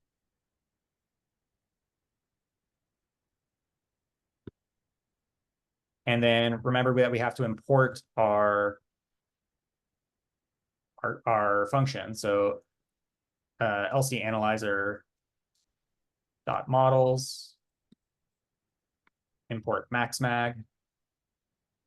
And then in our test function, right, we have to do assert that maxmag given the test data frame and given the test column name, call name. We want to assert that equals the expected value. Okay, so there we go. I'm going to go ahead and import this over to our test models.py. And I'm actually going to replace our maxmag integers and maxmag zeros, because what we've just done is essentially we've combined these two test cases into a single call to test maxmag with our PyTest parameterized decorators. So I'm going to replace those functions with this one. I'm going to save testmodels.py, and just to check, we can run PyTest again. Python-m PyTest. And it's telling me that I misspelled something. Classic.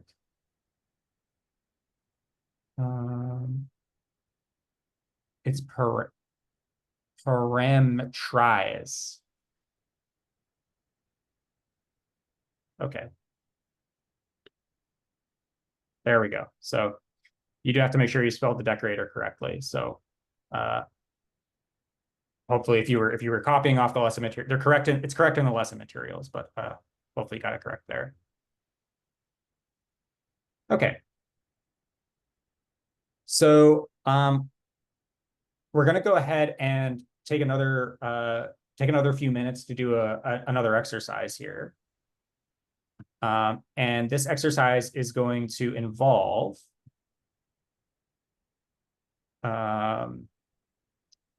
this exercise is going to involve writing some parameterized unit tests.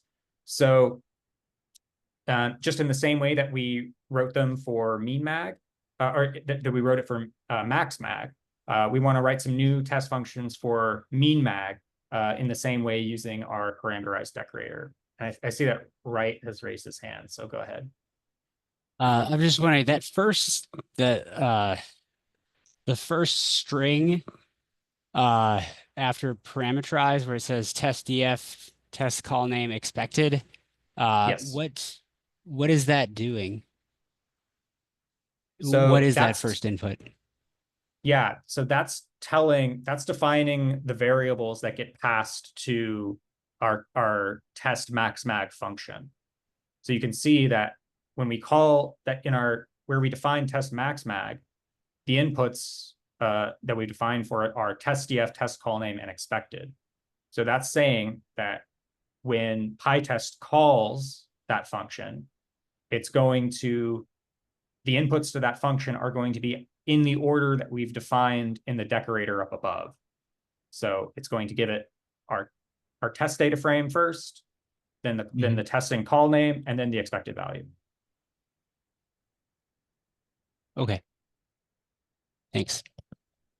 Okay, I'm gonna set a timer for maybe like 6 minutes this time, and we'll regroup after that.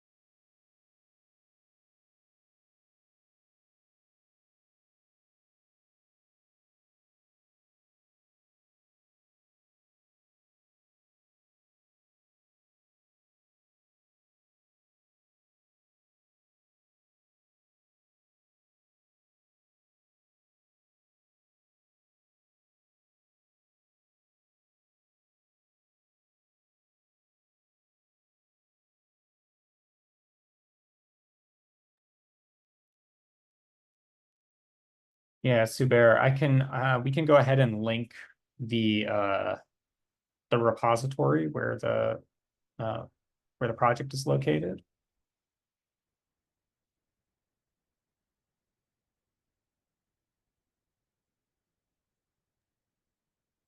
I wonder if we have, Riley, if you can do the push to your repositories, and maybe you can give a link directly to the repository with the state as it is now. So to the test suite branch, so that Schubert could just download it with the test suite branch already.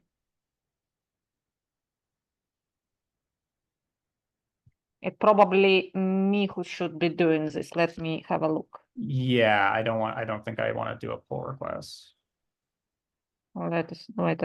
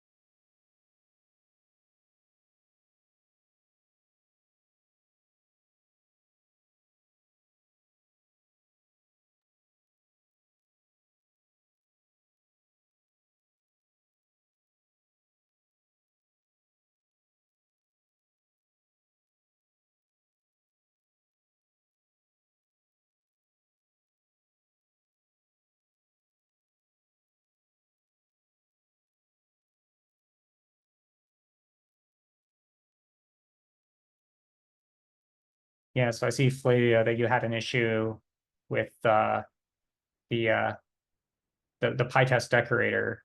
Without showing your screen, I'm not exactly sure what it could be, but it's you want to make make sure that you have PyTest imported at the top of your testmodels.py file. But if you like, you could share your screen, and maybe we can look at the error.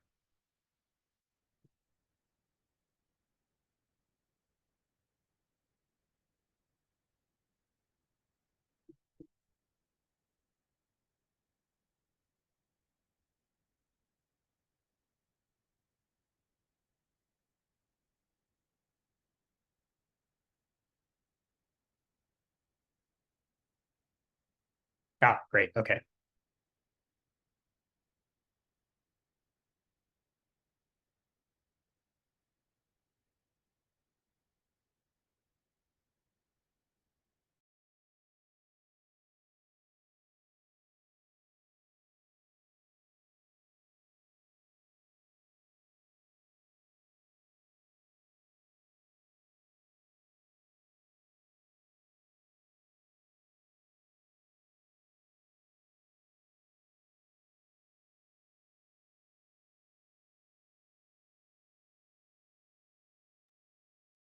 So whoever got late, I think it was Subar or Shubar, I'm not sure what is the correct pronunciation.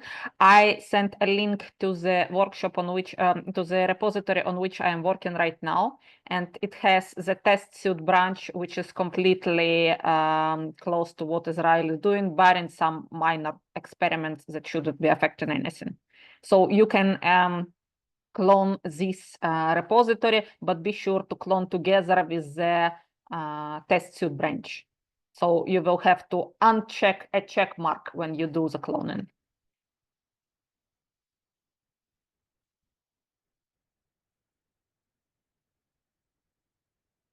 When you do the fork, actually, cloning is the next step. So I'm not sure how comfortable you are with making a fork. But maybe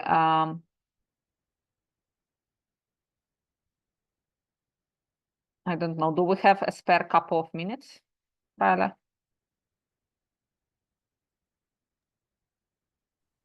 It has been 6 minutes, but we could wait another minute, maybe.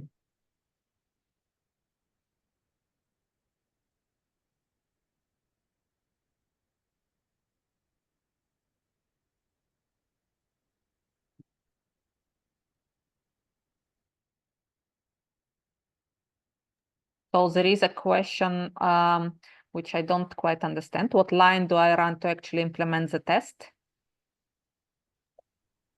So I have the the lines pasted in that have the parameterization, and then there's the def test mag max. How do I run it now?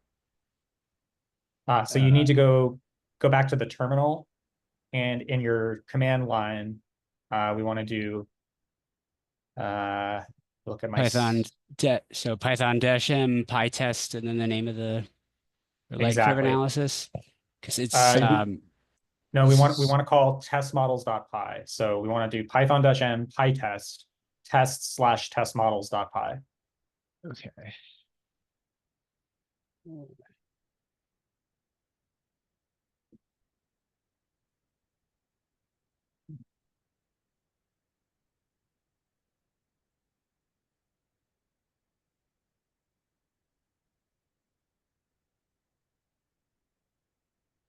Okay, looks like that worked. Thank you. Okay, great.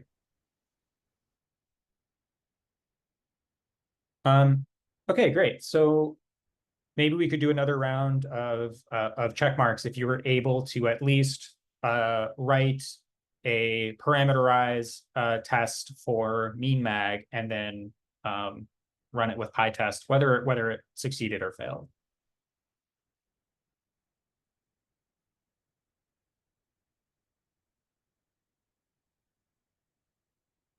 Okay, I'm seeing that. Looks like a couple people was able to do it.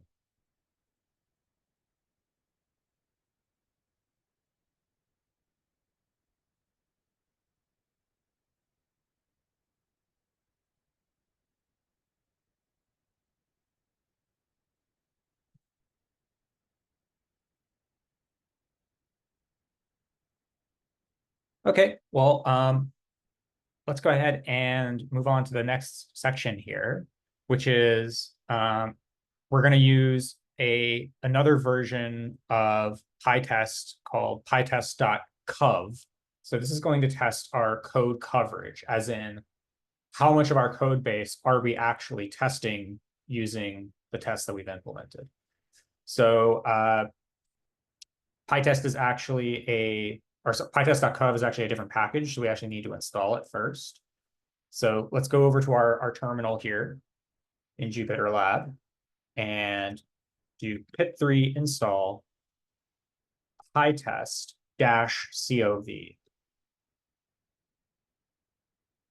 All right. And so hopefully that should install correctly for you. And then the way we can use it is we can call PyTest just like we did before, where you do Python 3-m PyTest, but then we're going to add this section that goes --cov equals LC analyzer dot models, and then tests / test models.py.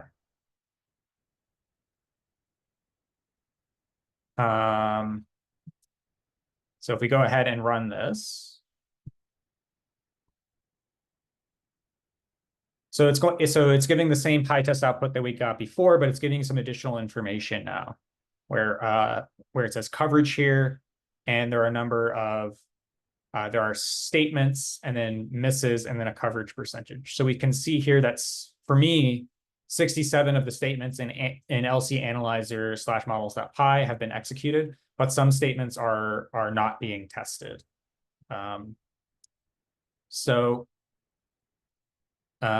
If we want to know what the missing statements are, where the missing statements are located in our code, we can use this command, which is pytest, or sorry, Python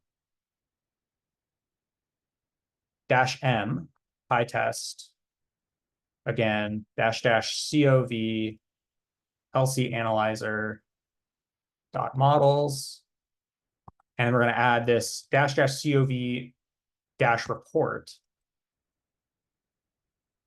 term -missing tests / test models.py. Okay, so what that has done is now it's added some additional information to the report, where it's saying that the 3 statements that we missed, that our testing framework missed, are located on lines 19, 28, and 46 of test models.py.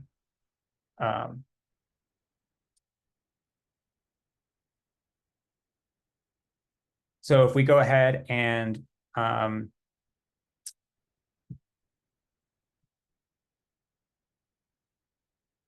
so the statement that we're missing in test models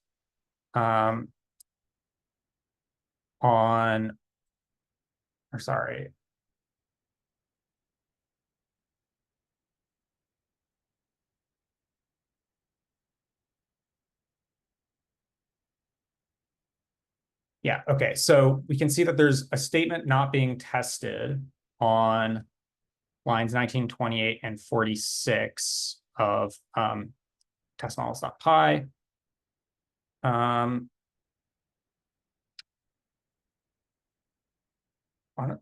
Honestly, I'm not sure what that is. Maybe hurts to talk. Okay.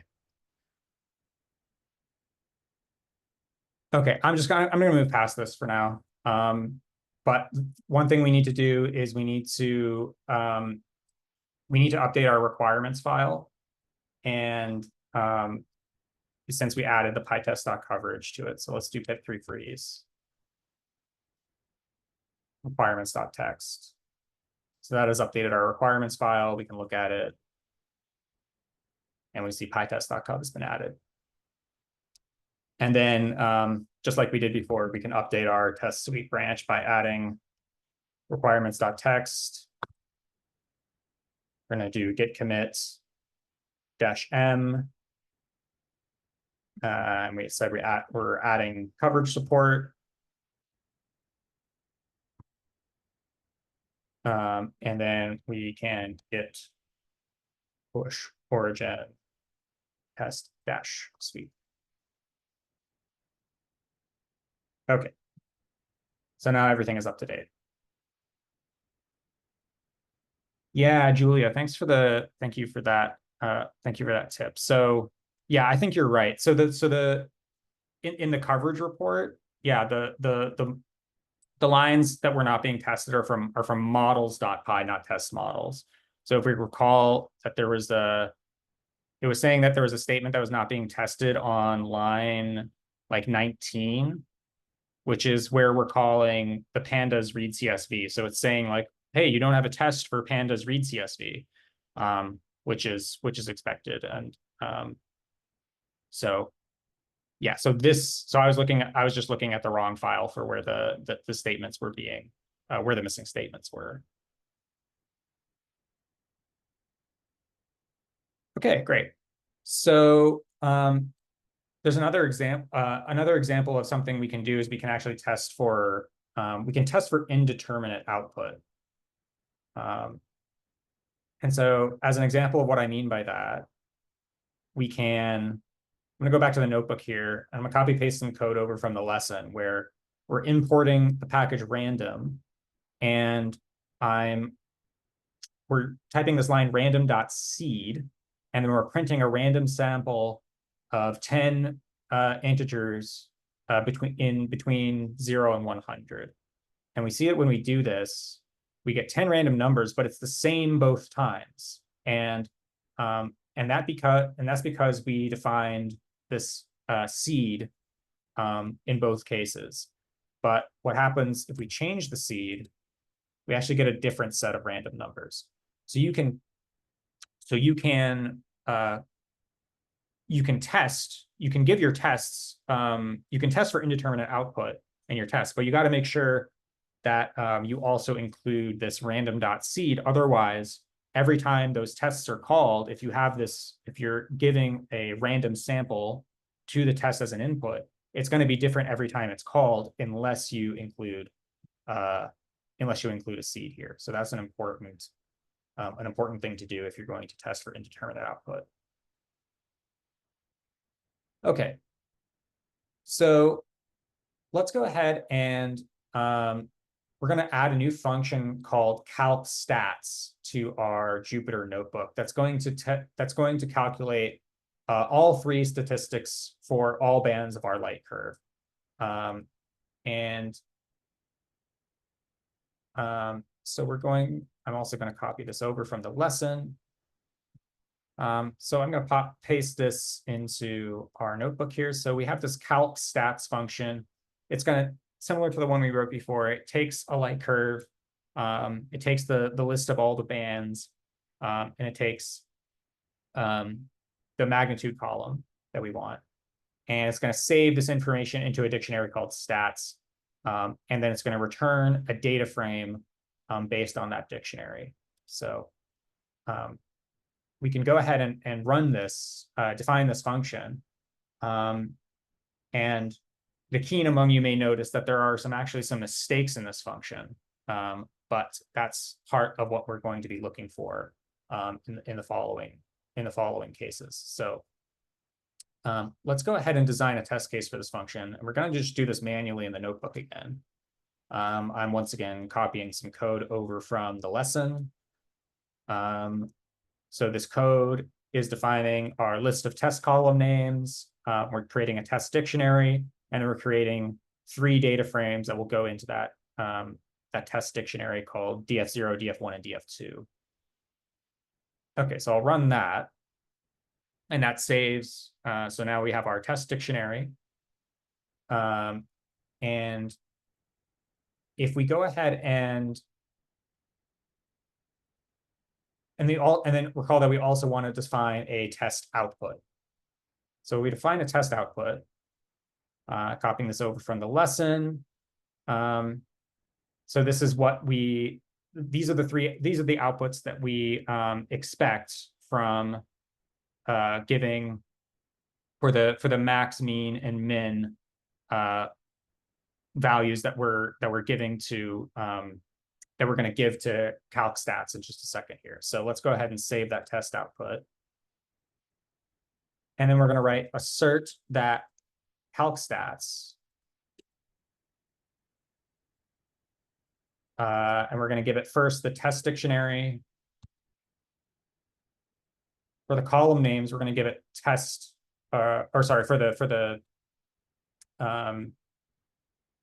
the bands, we're going to give it testdict.keys, since the keys of that dictionary are the 6 bands. And we're going to test column B, and we're going to test whether or not that's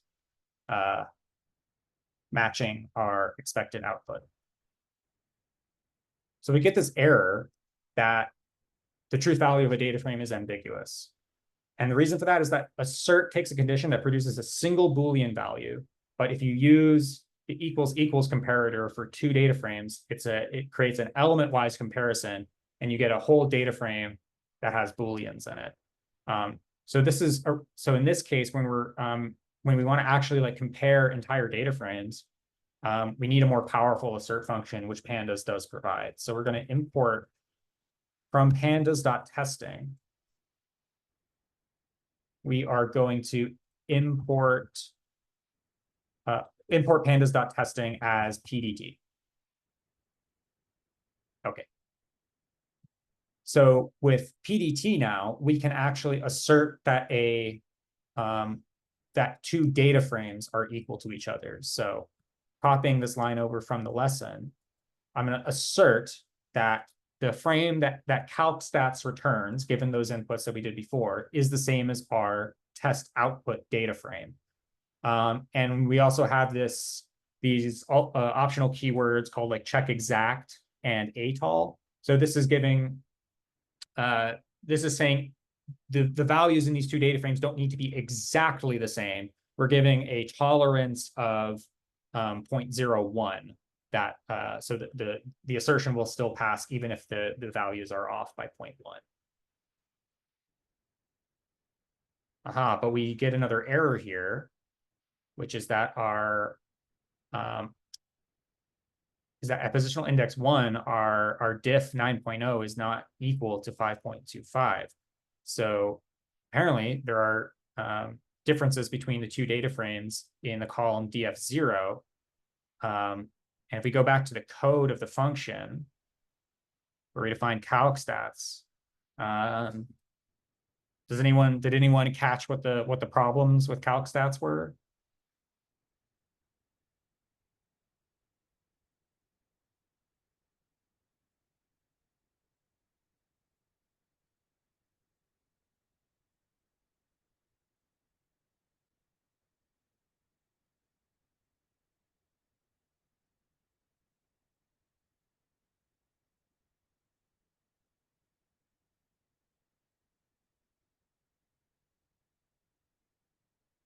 All right, well, I don't mean to cut you off if you're typing in chat, but yeah, thanks, Flavia. So exactly. So when we called mean, we're calling our maxmag function instead of minmag. So we need to go ahead and change this so that we're calling our meanmag function for that. And then we're also calling the wrong function when we call min here. So we need to call minmag for that as well. So if we redefine our function, now let's go ahead and use our PDT assert frame equal, and we see that it passed without an error. So another call for why we need to be careful when we design our tests. Okay.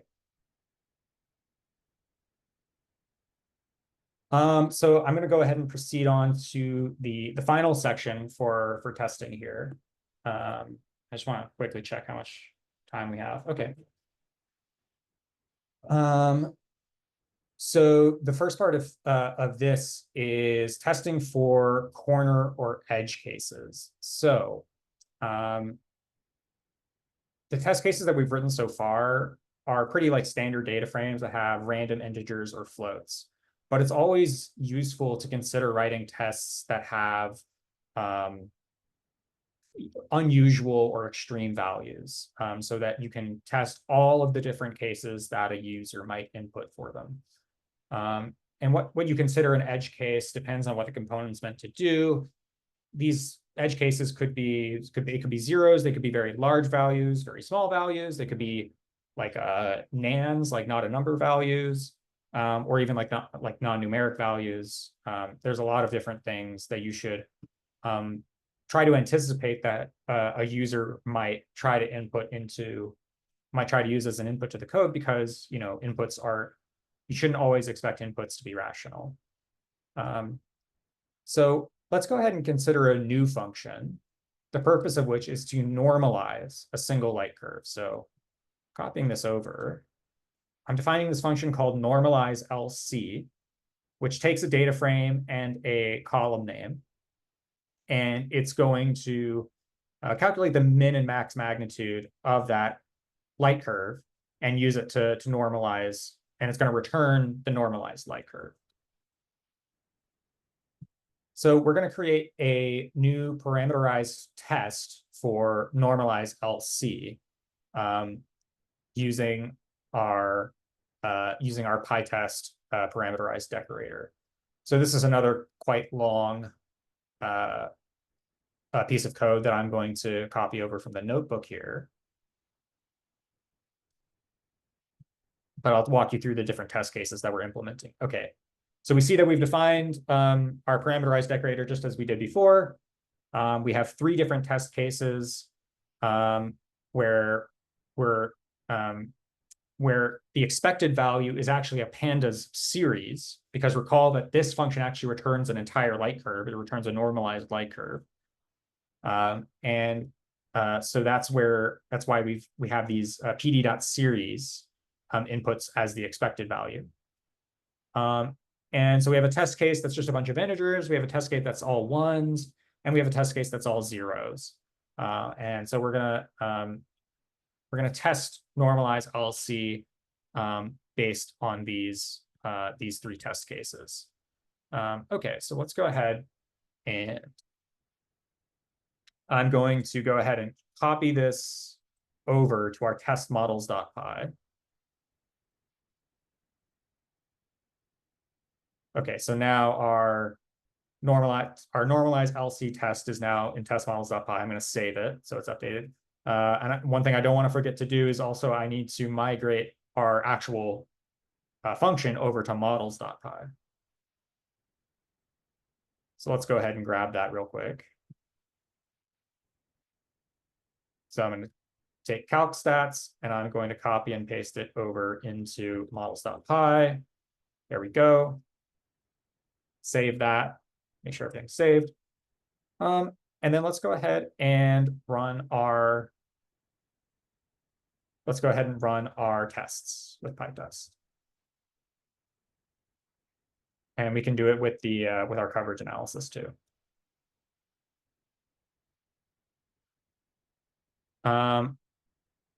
Yes, I did. I think I forgot one thing here.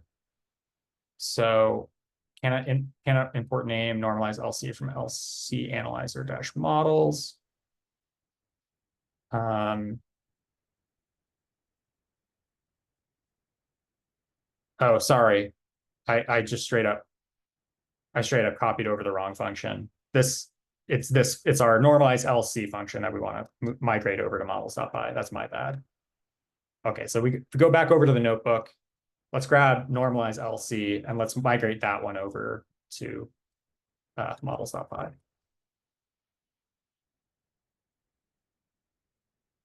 Okay, and we save models.py, and let's see if our PyTest will work this time.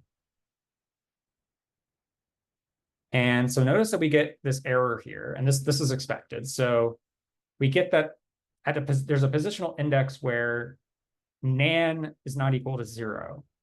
And so what's happened here is that in our normalized function involves a division.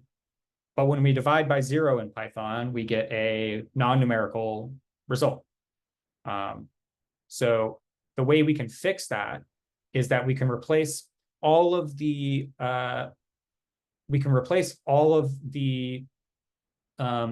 nans in the return series with zeros by using the pandas function fill na. So what that looks like is if we go back over to our models.py, so let's go ahead and modify our normalized LC function and type LC equals lc.fillNA, fill na, 0. So what that's going to do, it's going to take any non-numerical values in our output array, it's going to replace them with zeros instead. So let's go ahead and save models.py and run our test one more time. Great. So now we see that by modifying our function, our tests are passing now. Okay, one more thing I want to talk about is defensive programming. So in the example that I just showed, we made a few design choices for our normalization function where we're converting nans to zeros. We want to normalize a constant array of magnitude in an identical array of zeros. But we're not warning the user of these situations. So defensive programming is sort of getting ahead of these problems by raising, if we expect to run into some problem with this function, we can write a few lines of code that are going to raise value errors that will let the user know like what went wrong with them. So let's go ahead and go back to our normalize LC.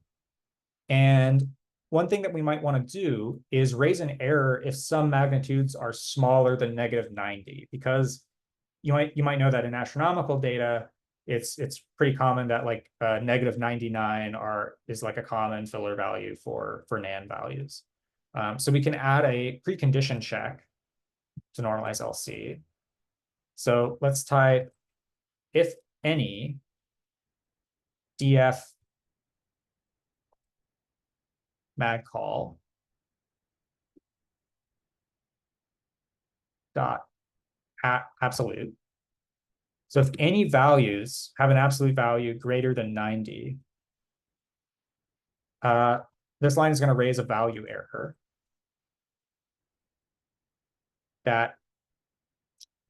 and it's going to print mag call contains values with absolute values larger than 90. Close parentheses. Okay, so that's going to, then we want to modify our test function to check that the function raises the correct exception. So in our test models.py, I'm going to save models.py. So in test models.py, we want to go ahead and add a couple lines to test normalize LC. So under the imports here, scroll down a little bit. Let's go ahead and type if expected raises is not none, then we're going to use that same PyTest line that we used before, which is like with pytest.raises, and give it expected raises. Also, we have to give expected raises as a argument to our function. And also we have to modify our parameterization call up here. So I have to make sure we add expected raises to under the PyTest parameterized decorator. So we're going to add that there. And we're also going to add what the expected errors are going to be for each of these test cases. So our first test case, we're not expecting any errors. So I'm gonna write comma none. And I'm going to do the same thing for the next three.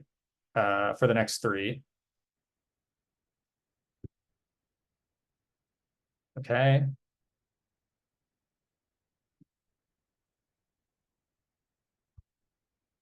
So we're gonna do comma.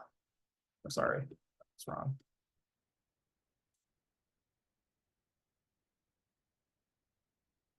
Sorry, I was on the wrong line there. So here, comma, none. And then we're also adding a new test case here where we do expect a value error. So I'm just going to head and copy this over real quick.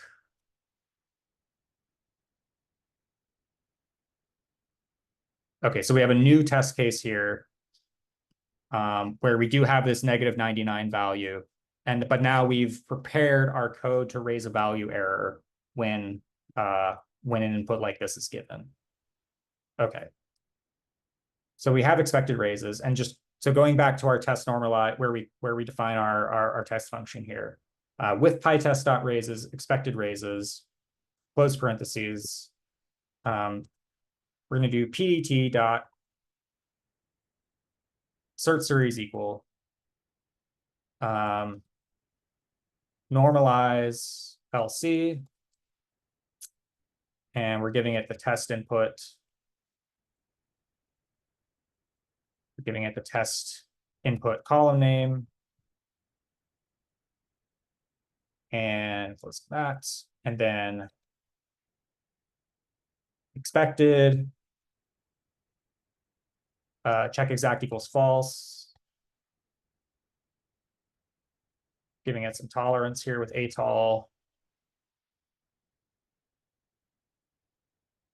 And I'm also doing check names equal false. And then I'm also adding an else statement to our if, which is if we don't have any expected raises, we're just doing this exact same thing, except we're not going to we're not going to check for the value error. So I got to go over here.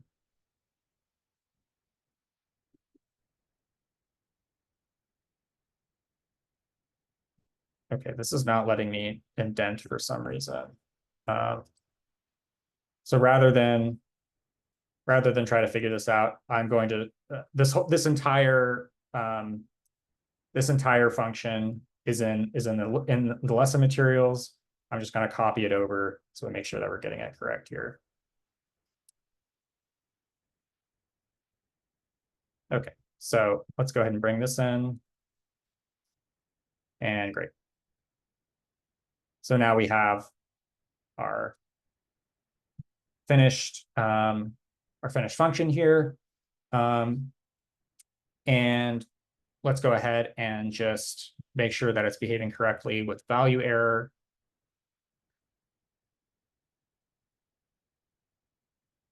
So we actually got some key errors here. In magcall.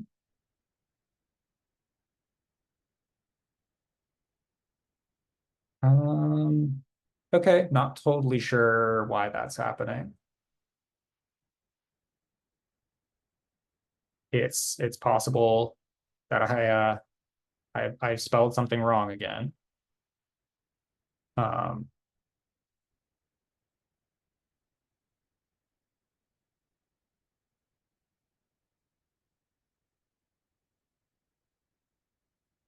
Okay. Not going to worry about this too much, but if you've just been copying things over from the lesson materials, hopefully you are not running into these same issues.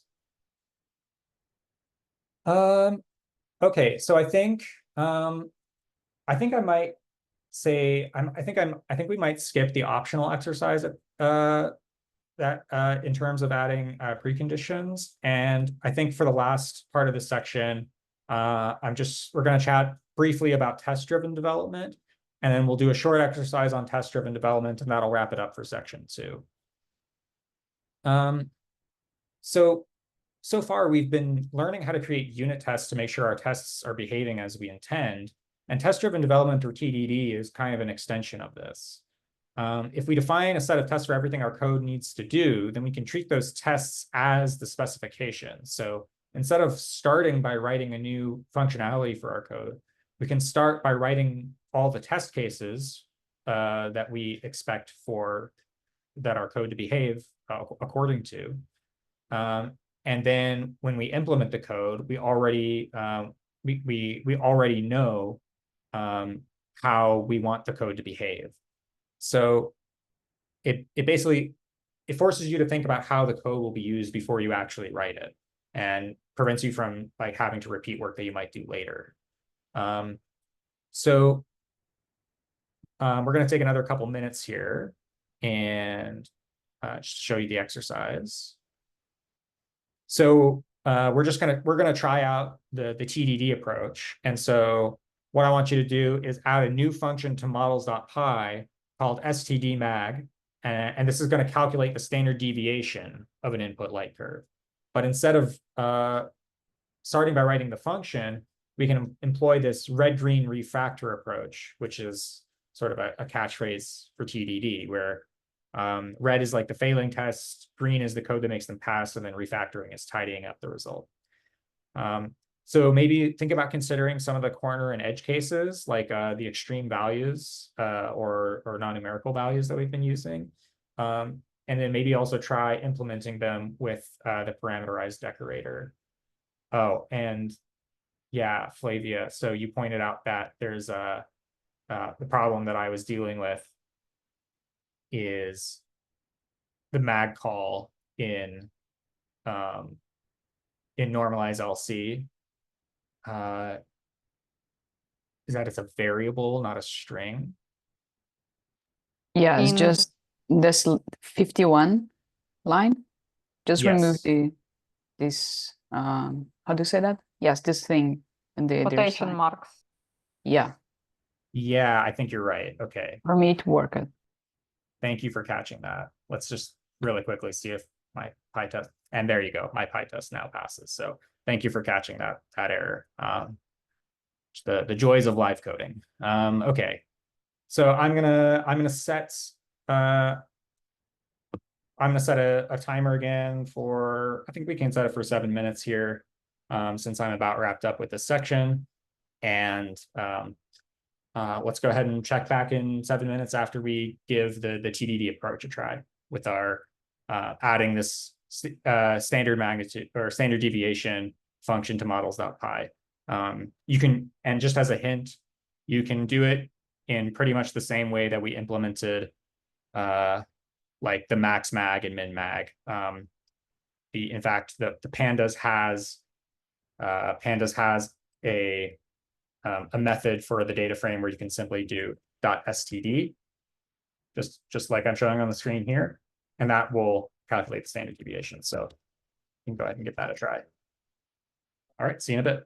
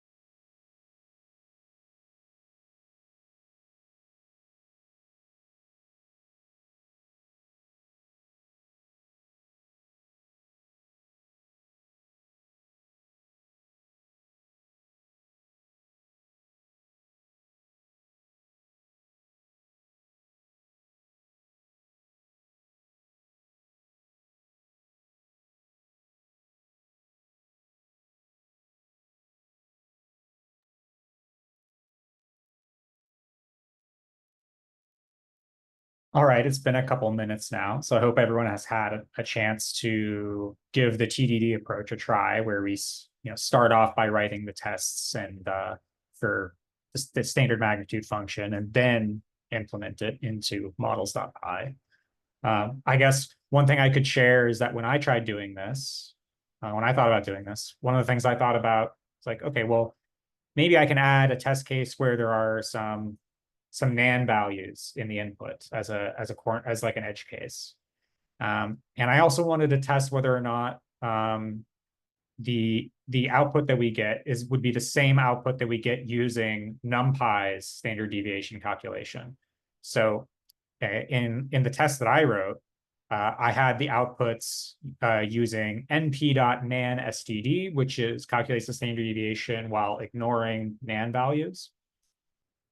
And then when I attempted to test this, I got some errors where and at first I thought this was because of the NaNs, that I needed to modify my function to ignore NaNs.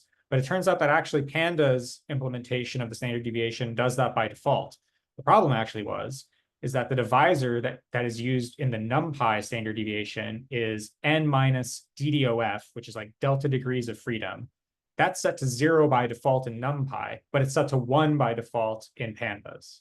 So that helped me realize that I needed to add DDF equals 0 to my standard deviation method with Pandas in order for it to match the output given by NumPy.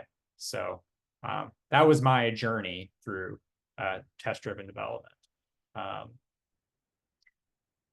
If anyone else wants to maybe share what they were doing, or you could just give a check mark if you were able to write a new test and write the standard magnitude function and got it to pass all right. The solution here is just an example. There's many different ways, many different test cases that you may have written, and that may have aided your test-driven development.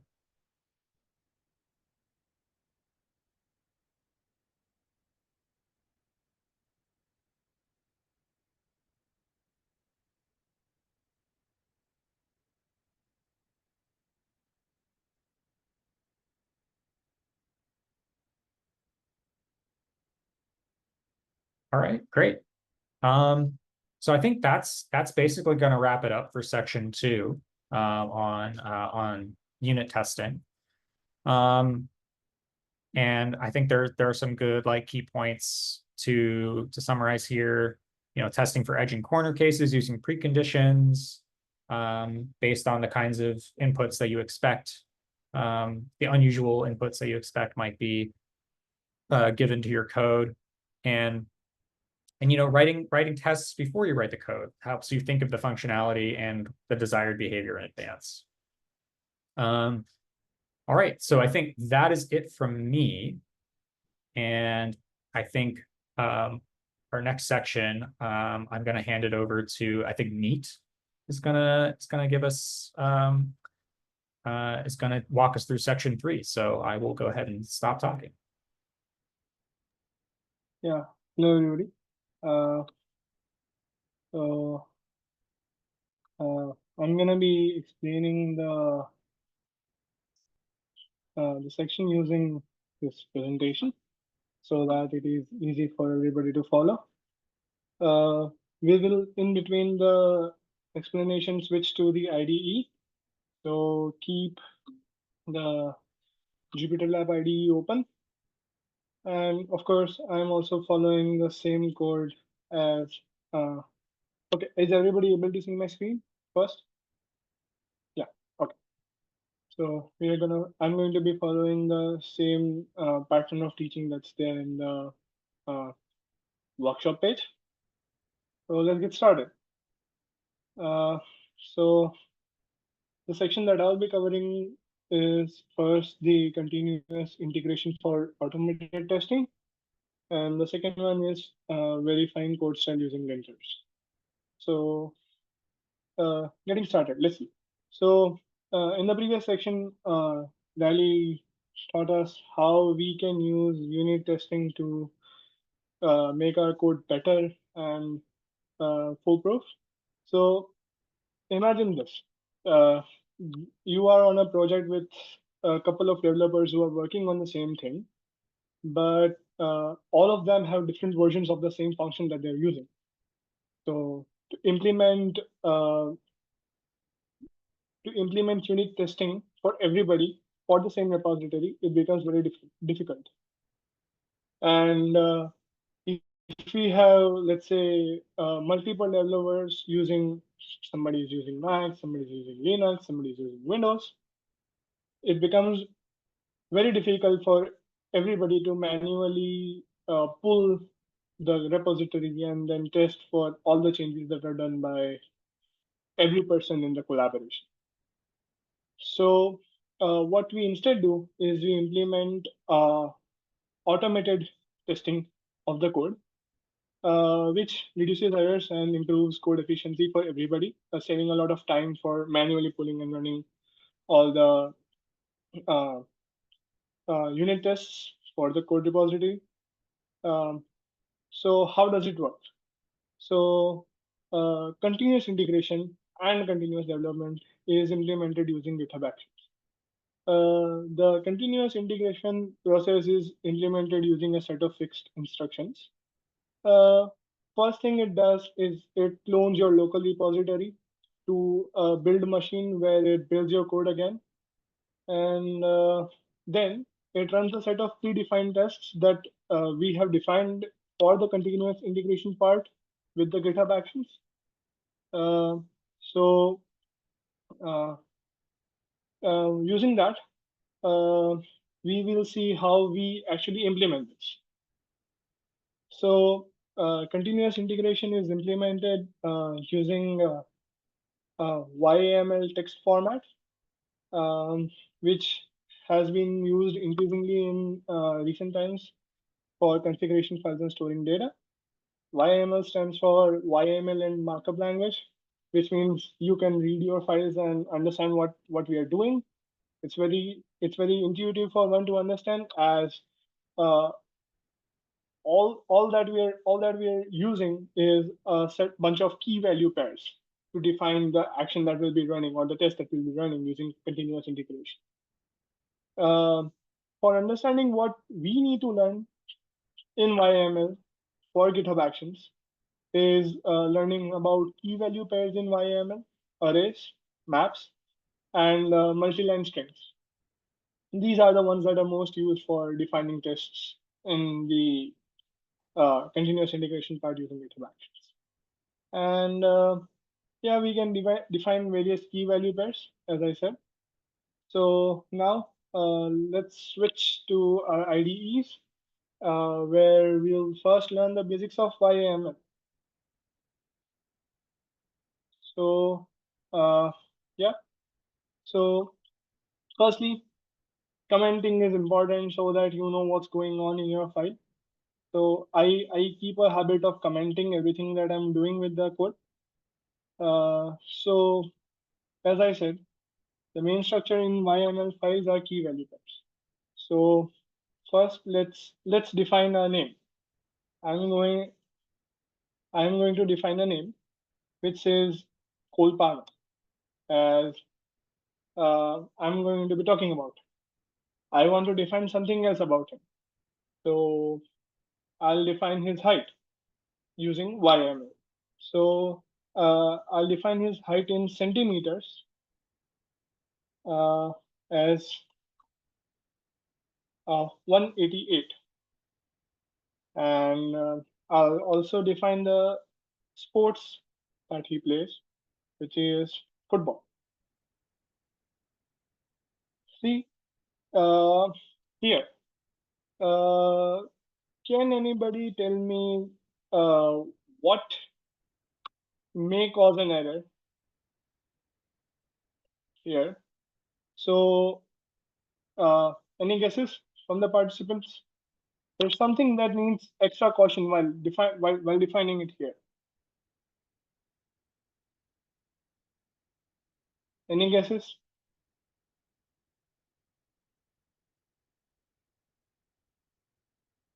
units. Actually, the thing that requires extra caution here is the numbers that we are using. So since we have defined his height in centimeter, but 188 is defined as an integer. It's colored differently, as you can see.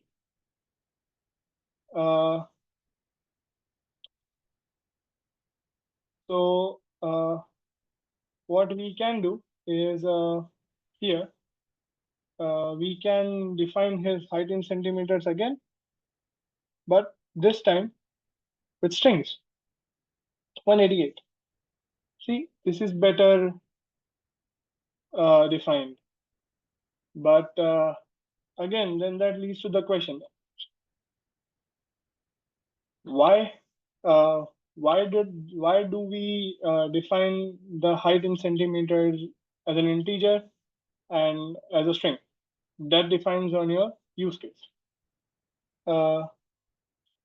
In the similar way, we can also have a player playing multiple games. So this can be implemented using an array. So let me define an array. And I can define array in two ways using YAML. So this is the first way where I define bunch of sports that one can play, say basketball, and then let's say tennis. Another way of doing it is by defining it in square brackets.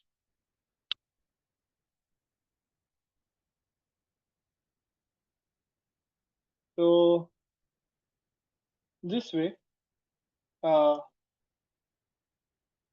we will be able to define it in like this in a much better formatted way, so that we can keep track of everything that we are using. And yeah,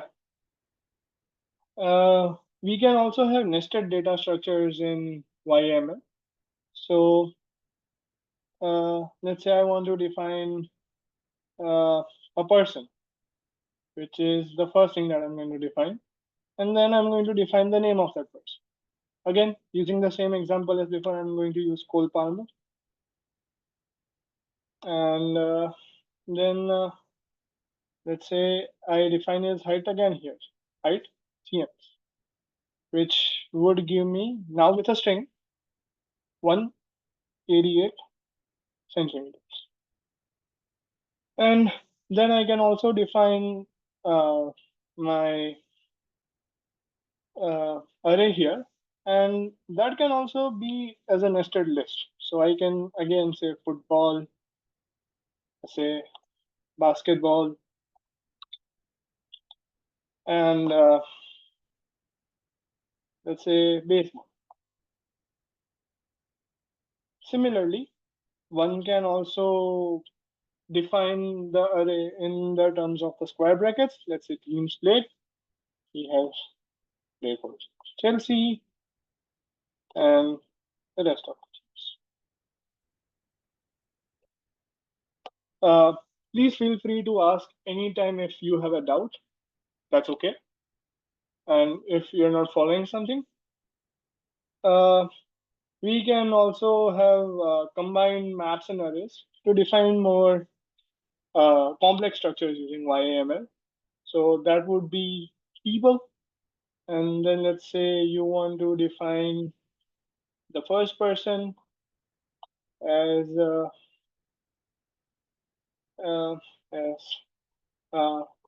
Lionel Messi,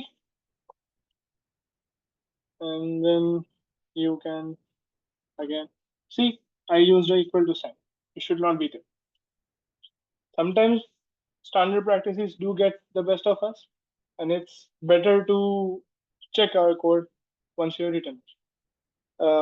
Name again Lionel Messi. Height will define as say 166. You can define it using strings or not. Let's say sports played. That should be. You can have anything. we can have football,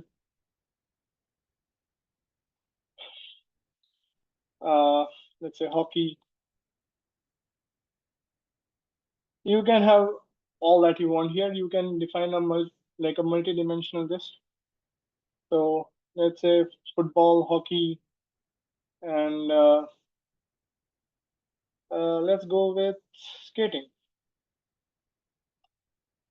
Similarly, we can see, the thing is here when we are defining it, we also need to have a indentation that says that this is the first structure. So this and this. Similarly, we can define the next name. Let's say Cristiano Ronaldo. And here again, we define the height in centimeters, let's say 192, and sports. Let's say again football for simplicity. So this is how we can make combined data structures for maps and arrays. And yeah, and finally, GitHub can also make the use of the line symbol to indicate a multi-line string that preserves new lines. So let's say I have already defined a case because I thought having a code by Vera C. Rubin would be great. But again, one can also do a number of things with this. So let's say today's agenda, and then one can use this multi-dimensional string and then define learning CI using GitHub Actions, and also verifying code using linters. And this brings us to the end of learning the basics for uh, the YAML files. I'm going to be shifting back to the slides. And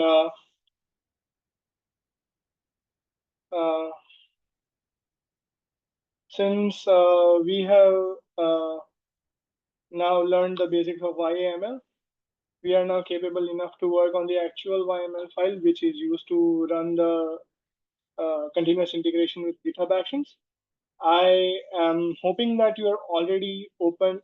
All of you have already opened Git Bash, and you are already with me in the folder that we are using.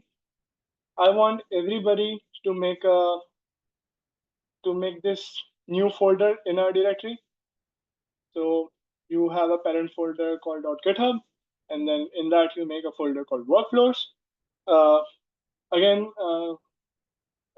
as everybody is done with this, please give the green check mark so that I can know you all are following me.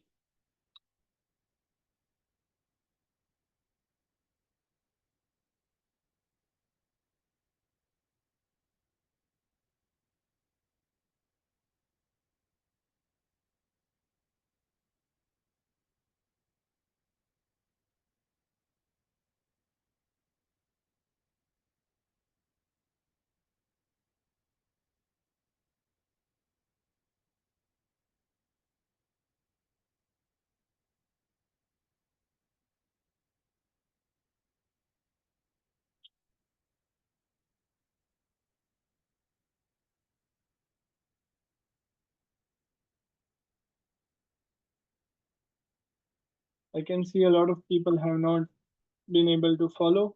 I'll give them a few more minutes, and if not, please feel free to ask if there is any doubt regarding making this directory.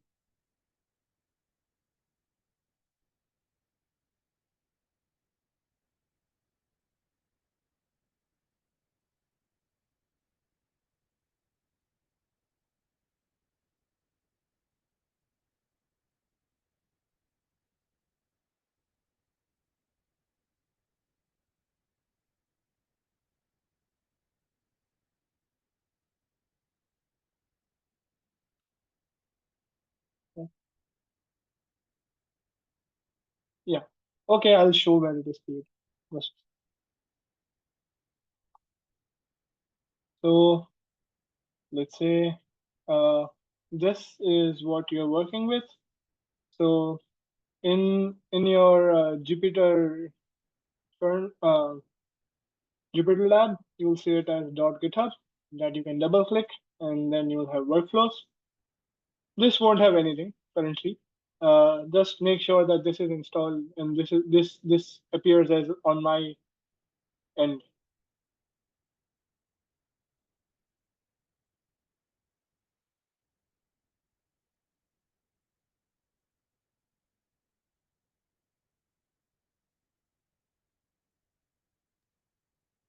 I think there are questions about where it should be created, Meet. Yeah, I think they found it. And which path do I have to go to? Okay. So the path that you have to go to is your current directory for the GitHub repository that you have cloned. Once you are in the current directory that is your GitHub repo, you have to just paste this mm, this command that's there, mkdir. I'll just paste it in the chat so that it's easier for you.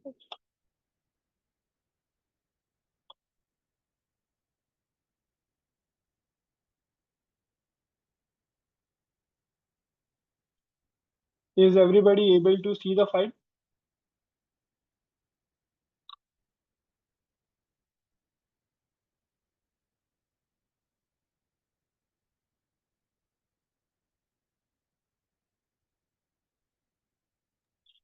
This is probably the issue with the hidden files.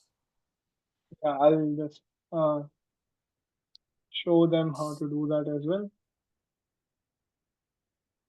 So chances are that you can turn on this function by default. So Meet, you can show them this thing with the views menu. And if it doesn't Yeah. work, then there is an instruction in the lessons. Yeah, I'll just show them. So this is I'll just paste this as well, so everybody can follow from there as well. And yeah, so this is what you guys should be following. And here in the terminal,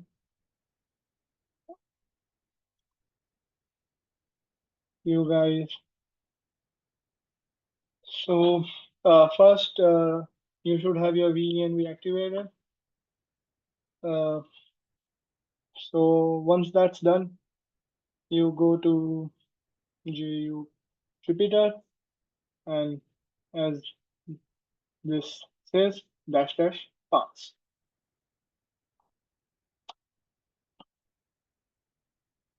And that will list all the configuration files that you have. Let's say if you don't have the file, what you can do is, okay, so then you can check if your uh, uh, configuration file is present or not first. So to check if your configuration file is present, what you can do is you can just cd into the folder, or if you can just check, you can just check if lsl and the configuration file that you have for that. So this is what should be there, and make sure that you are using the raw string or correct form of the path that you are using, because this sometimes causes an issue. And yeah, this will show up all the files that you have in this directory. And if this doesn't exist, you'll have to run this command. Jupyter server create config. Since mine already exists, I'm just gonna paste this here and If I press enter, this will create the file for me. Now, depending on what operating system you're on, the next step might vary, but all you have to do is you have to open the config.py file, which should look something like this. I'll just show you that.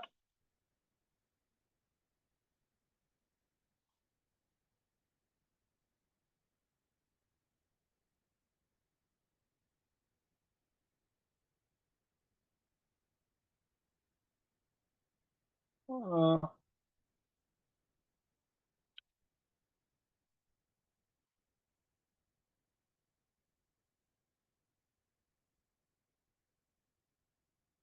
is it visible for everybody?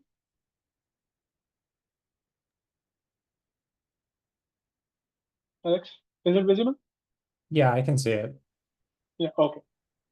So from here, you just search, click on it, search, and you search c.contents manager allow hidden.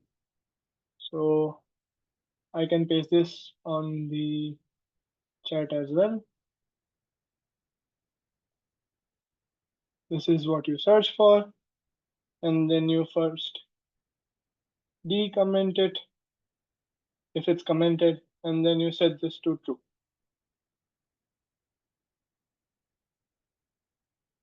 Just like I have.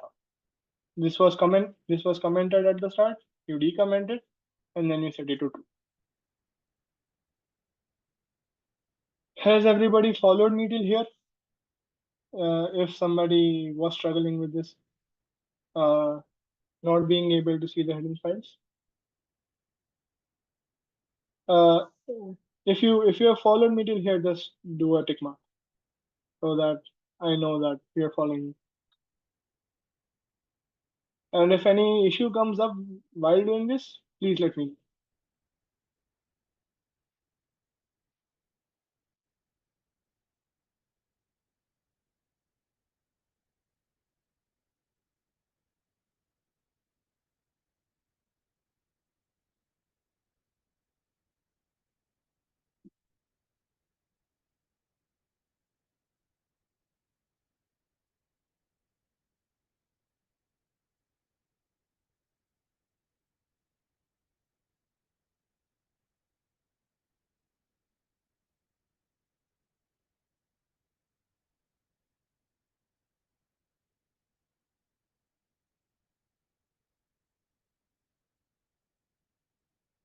Oh, so once you change the line, you need to save the file, and then it would be better if you close the Jupyter Lab terminal that you have and reload it using the command.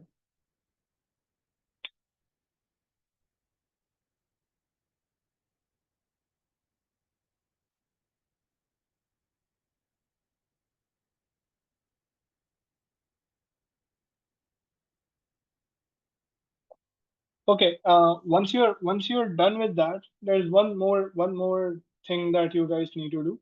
I'll just stop sharing here, and then finally, uh, once you open the server again, just here, uh, go here, go to view, and then there must be an option of show hidden files that you have to tick. Once that's done, you'll be able to see the .github files.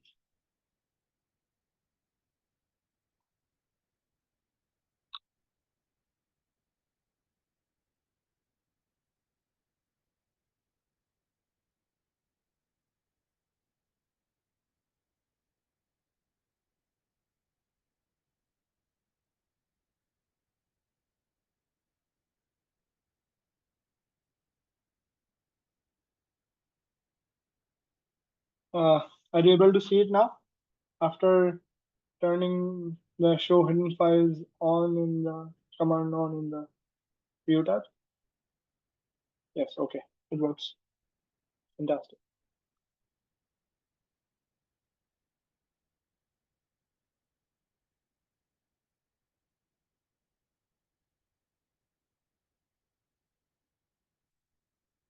We're waiting for everybody to catch up.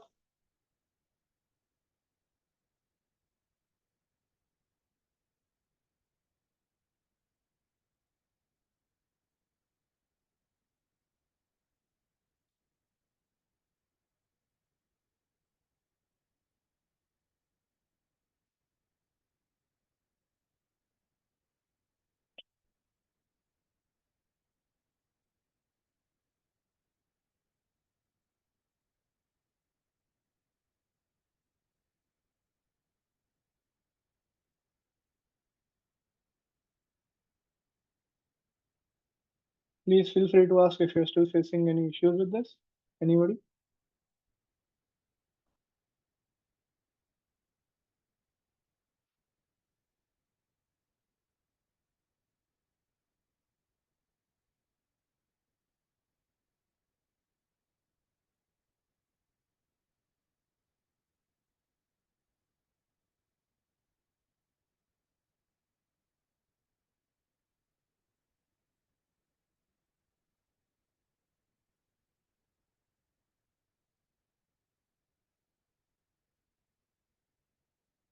Can you at least let me know where you're stuck so I can help you out?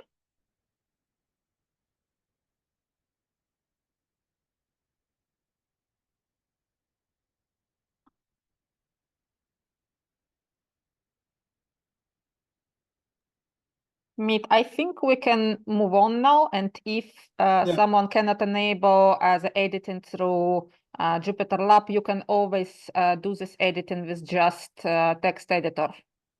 It's really just a hidden TXT file. So there is nothing special about editing it through Jupyter Lab.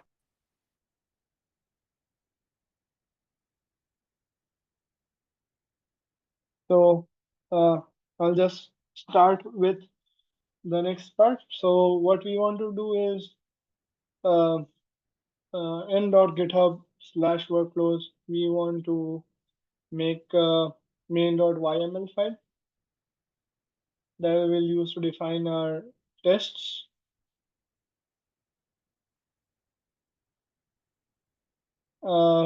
Again, we want to create a main.yml file.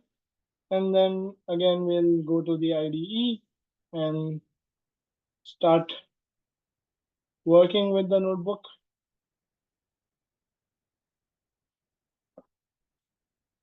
So first, what we're going to do is we're going to define the name that of the process that we're going to be using. So the name is continuous integration. And then we have to define what GitHub event will trigger the continuous integration build. So that will be when we push the repository.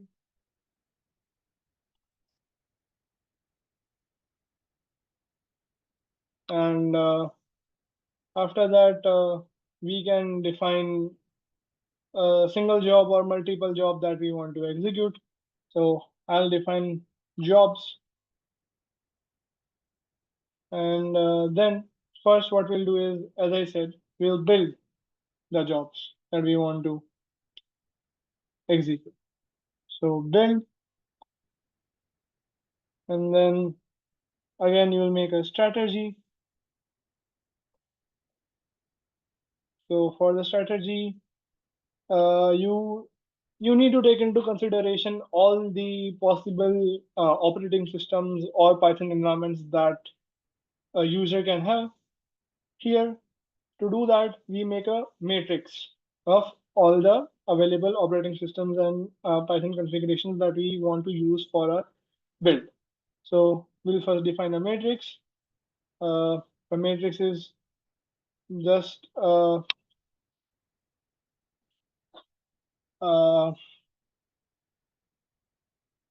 way of defining multiple things in the same time and then running the code recursively on them. So first OS will define Ubuntu, and then we are going to make it the latest version of that. After that, we are going to see I'm using an array for all the OS. So that's one thing that we learned in the tutorial file. And then I'm going to be using Windows latest. And finally, I'm going to be using the Mac OS latest version.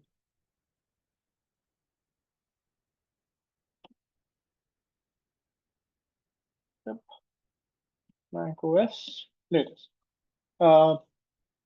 If you're stuck somewhere following me, do let me know. Here we can also define the Python version that we're going to use. And we can again define that as an array. See, now here the difference between strings and numbers is relevant. Because if I do 3.10, 3.11, we'll just take Python 3.1 as the base function and then it will run from there. But no, we want the entire thing to run as Python 3.10. So we'll define a string here. So this takes care of what Python versions we are using. We can have more. Let's say 3.12. And then we can define a job that says runs on. So the build that we are gonna be making, it should run on. And then, so if you want to recurse through the entire OS and Python versions, what we can do is we can have this bracket. This bracket we can use here, and then we can call elements from the matrix. So we define the matrix, and then we can call elements from that matrix. So matrix.os will check for all the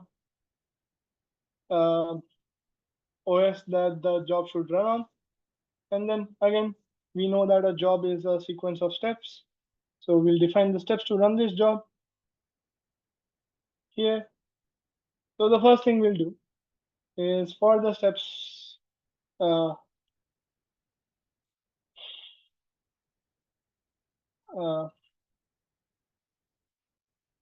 job steps, we'll define this, and then we'll define the name label for our first step.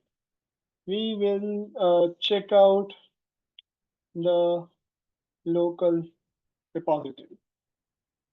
So this is the repository state that the GitHub CI actions uses.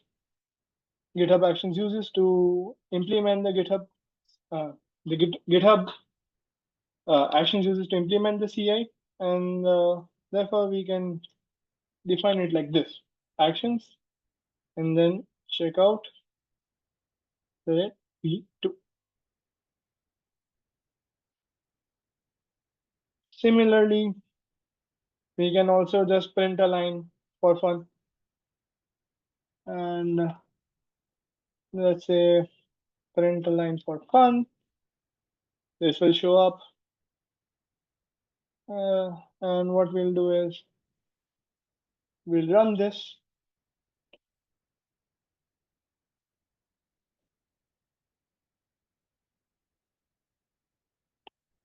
Using echo and hello world. Now, what we do is we set up the Python that we are using for our jobs.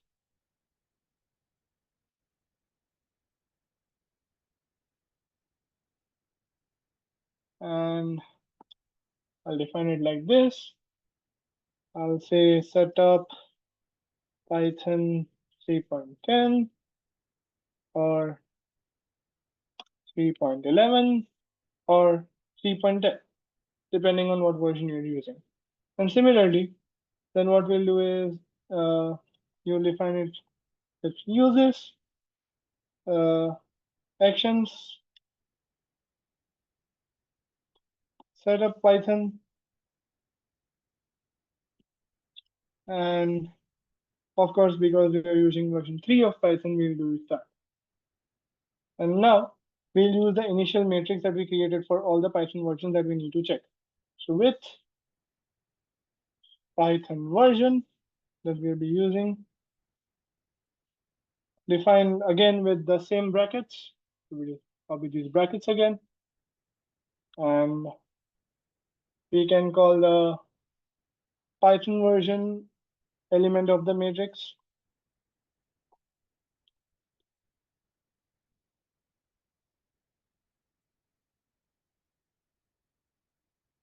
This will check for all the compatibility issues with all the Python versions that are there. Next, we'll define all the dependencies that we have required for the project. So what we'll do is everybody has made a requirements file for their repository. So we're just going to be using that. We'll name this step install Python dependencies. And then what we are going to do is now we are going to use a multi-line string. So run, and then we learn how to use multi-line strings, and we're going to execute two commands at the same time. So what we're going to do is we're going to run Python pip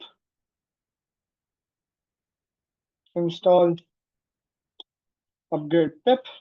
First we'll upgrade pip for whatever version of Python that we are using. And the next thing that we'll do is that we'll install all the requirements that are there. So this -r stands for read the file requirements dot pip that we have mentioned. Okay, requirements dot txt that we have mentioned for our file. Now, the main thing that we're going to be using. So the main thing that we're going to be doing is now we learned how to do unit testing with Riley. Now we're going to be implementing that. So what we'll do is, again, we'll define the name of the step that we're going to be using, name. And let's say we'll name it test with PyTest. So, and then again, we will require this to run something.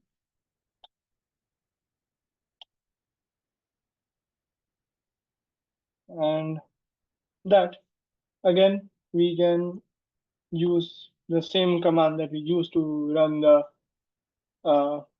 models file. So that would be Python PyTest COV. That's LC analyzer dot models. And then tests, which is test models dot py.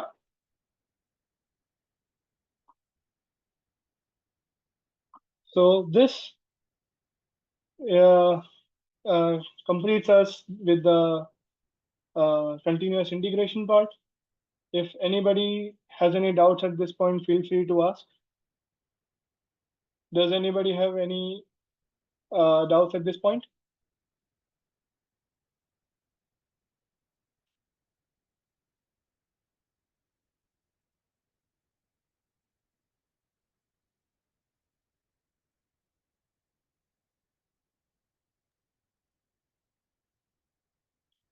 I think the question will appear once we push it to GitHub and see how it works.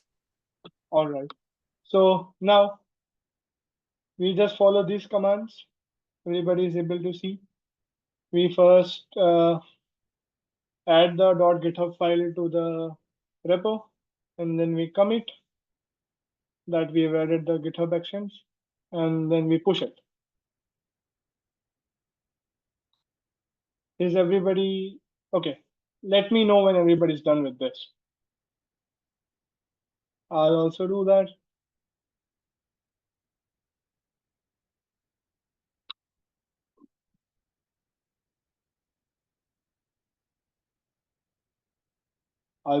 I'll paste these commands in the chat, so if anybody wants to go through them.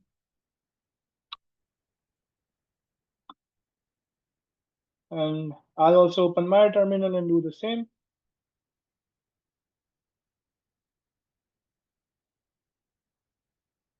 So since I've already added .github, I'm just gonna commit git commit and completed the tutorial.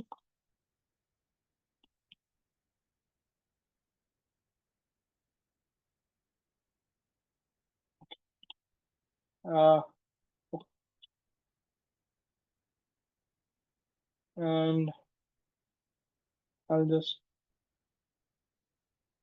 do this and then I'll push git push.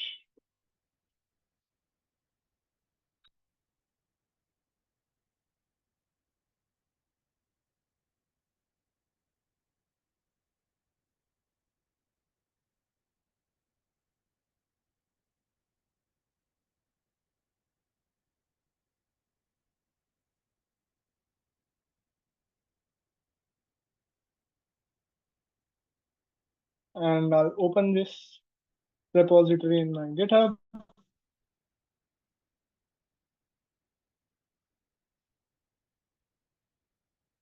Also, if your code failed or not should be also received on your email that you have linked with GitHub.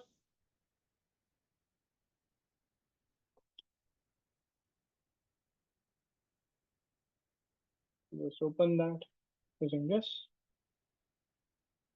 So I'll just go back.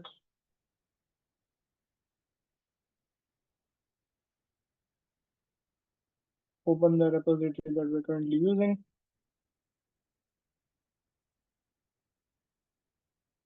Yeah. And first, we need to make sure that we are using the branch that we just pushed to.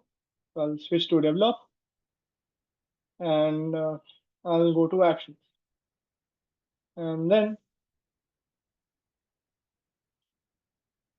as you can see, the YML file wasn't updated.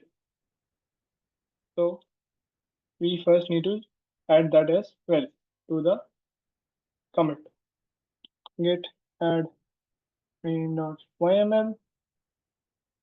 This does not work as we need to add the full path.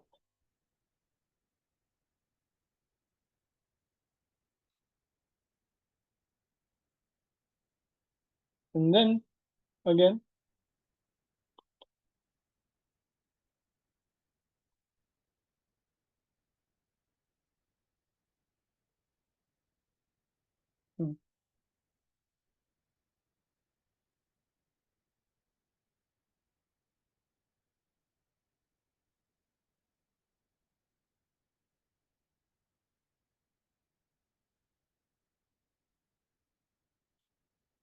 it adds, but it does not. Okay.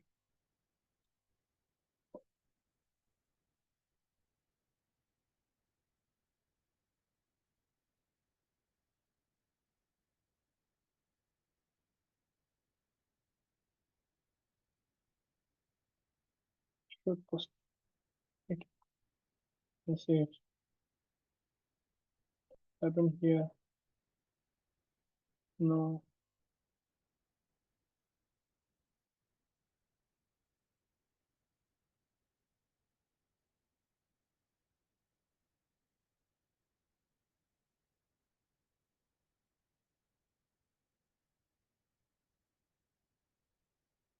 We'll switch to the develop branch. And then we'll check this.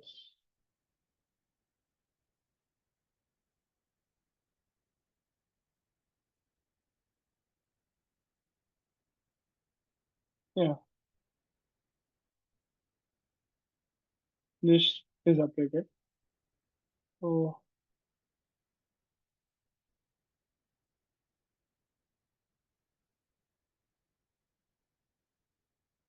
Yeah, I have an error in line 57. This should be indented. It was not the case. It was causing the error. Just push that again.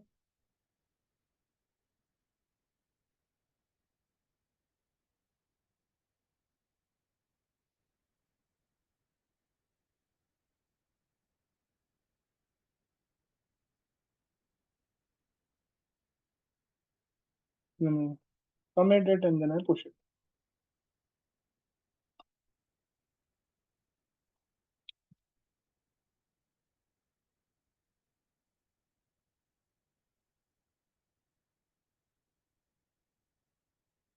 And this should have started a new action here that we can manage.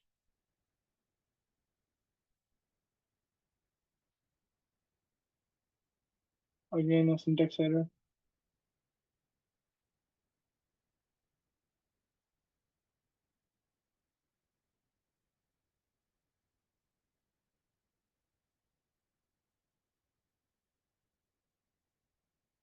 Let me make sure that this does not happen again.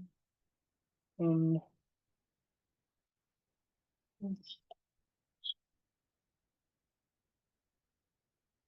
indentation.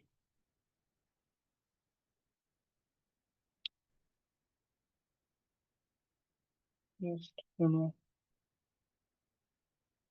yeah. Yep. This should be okay.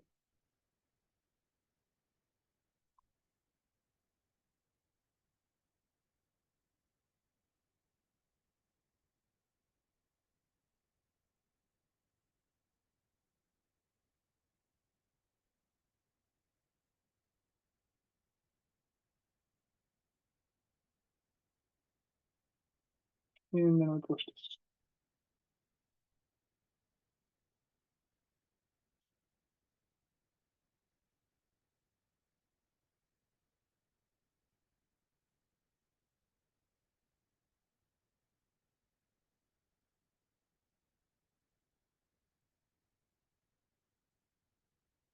From the previous version. This one still. No steps.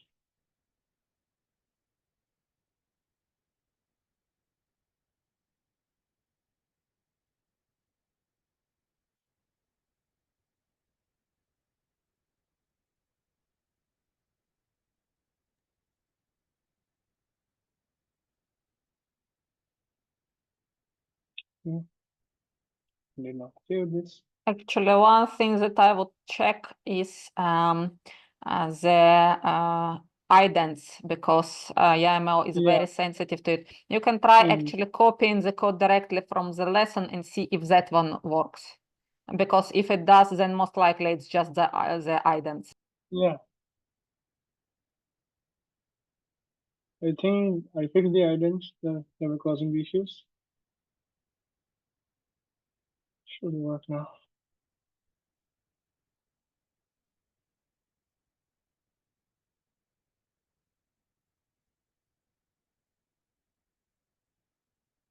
Yeah, I'll just paste the code from this.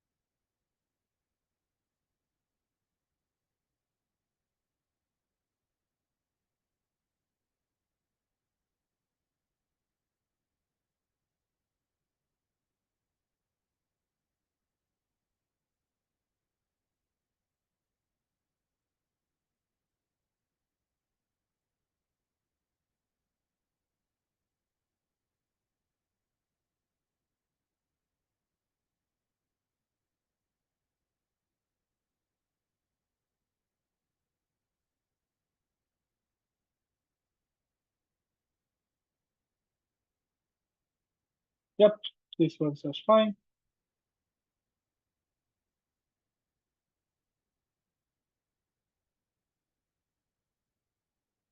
Has everybody followed me till here?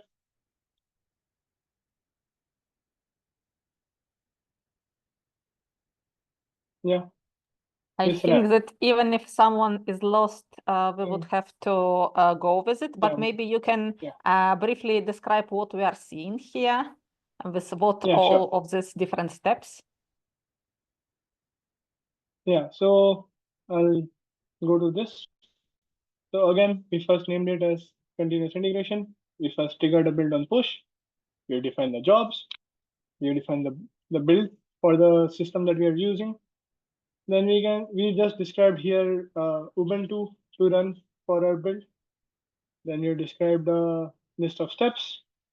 First, what it does, it is takes out a repository and then it copies it to the machine that's building the code. Then we set up Python with this version. We install the Python dependencies, and then we use the PyTest module to test our .py file. So here, what it does is, it first sets up the job. So it first checks out the repository, and then it sets up the Python version. After that, it, as said, it depends the Python dependencies. That's what we did. And after that, it runs the PyTest. So PyTest, you can see that the result is here. And then it just does the post cleaning up for all the tests that we have done. Does it make sense to everybody? Just do a tick mark, like, right, if you've understood what I said just now.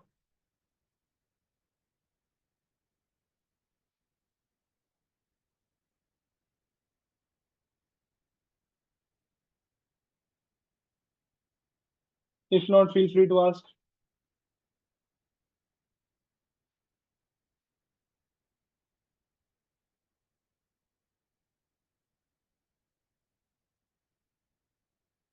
I think most of the people have understood. If you have not understood anything, feel free to write it down in the comments or ping me. I'm moving to the next lesson. Is that okay, Alex? Yeah, I think that we don't have much time left, only like 20 minutes. So probably we'll have to skip the build matrices, unfortunately. It's an important topic, but I guess people will have to learn it by themselves. If it's okay, maybe you could wrap it up for a second, and then I will switch to the profiling, because I think it's the most important of the topics that is left. Sure. So what we did is we tested our file using an automated interface, so that every time we push to a repository, some tests are performed and we check that our code stays sane and that we don't have any issues. What we can also do is that we can check for the formatting of the code that was going to be covered. But in the interest of time, I'll just quickly go through it. So what we're going to do is we were going to be learning a code style that's called PEP8. PEP8 stands for Python Enhancement Program 8, which is the standard for writing high quality code in Python. So for Jupyter Lab, linters are basically programs that test the style of the code. We have the NVQA package, which stands for Notebook Code Quality Analyzer. We were going to be using a linter from the package called PyLint. It gives recommendations as how the notebook is styled. And we can use the PyLint package on a specific file or a package. So let's say if you want to use it on Light Curve Analyzer or the entire module, we can use it simply by downloading pip install NVQA and then running this command. So we can run. and then we'll have a bunch of reports that will show us how good our code is. If we do that, we'll get a score for our code. Usually the scoring metric is decided by this formula that shows how many errors, warning, refactor systems, convention, and statements that we have defined incorrectly in our code. And this will give you a formula out of 10. If we try to run this on our Python notebooks, we get that it's very hard to get the score over 9. So what we do is we use the black package. The black package is one thing that you can use for automatically styling this code so that it adheres to the Pepette format. And you can use it by NBQA black, then the name of the file, or you can also have the code formatter extension as said. Again, we created basically a new branch to test this out. And then what we did is we can over in the, and then we can check that when we do this, we have some fail under so that the score is less than this, the report will not be generated. And then it also shows the report for the code testing that we'll do. And then we can also check the file that we have created by using the rules and commands file, run commands file. And then here, we can just do this, but we can set all the set of parameters that we want to have for a particular set of software. And that's it. We can change it here. Fail under would just change from 10 to whatever score that we want to keep as the minimum threshold. And max line for character for a line of piece of code is set to 120 instead of 100. We can also integrate this in the main.yml file. You can just, I'll just paste the code here. You can check it in your free time. So what we can do is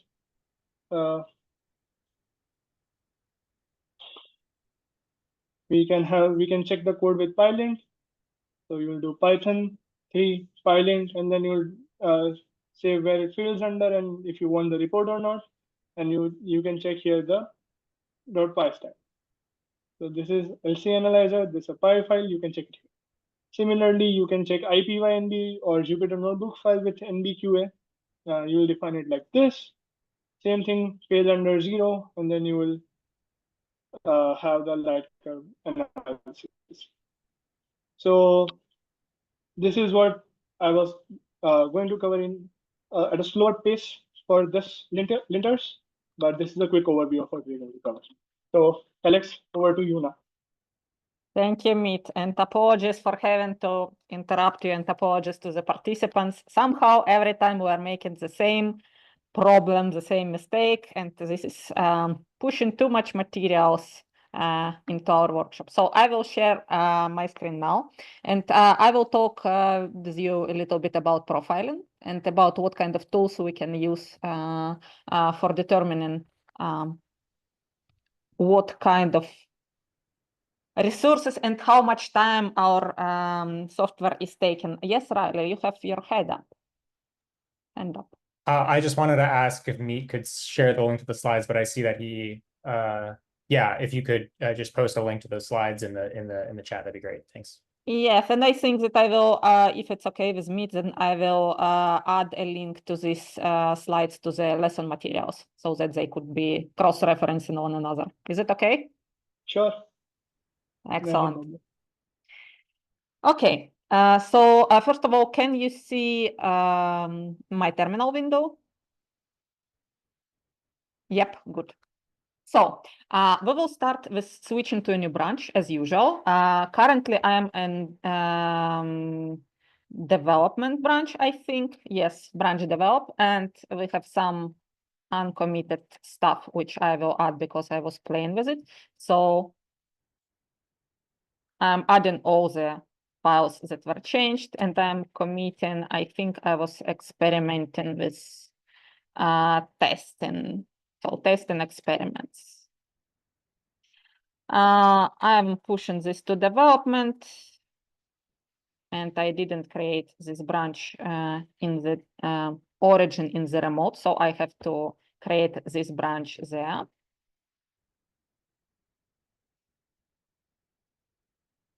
And once it's pushed, I'm going to switch to a new branch profiling. So I'm doing it with a shortcut, git checkout b profiling. Actually, I think I already have profiling branch. Okay. So once I'm launching the Jupyter Lab, actually, can you see it launching, or I have to switch something?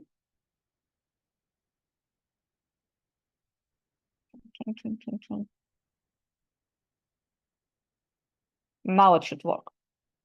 Yep.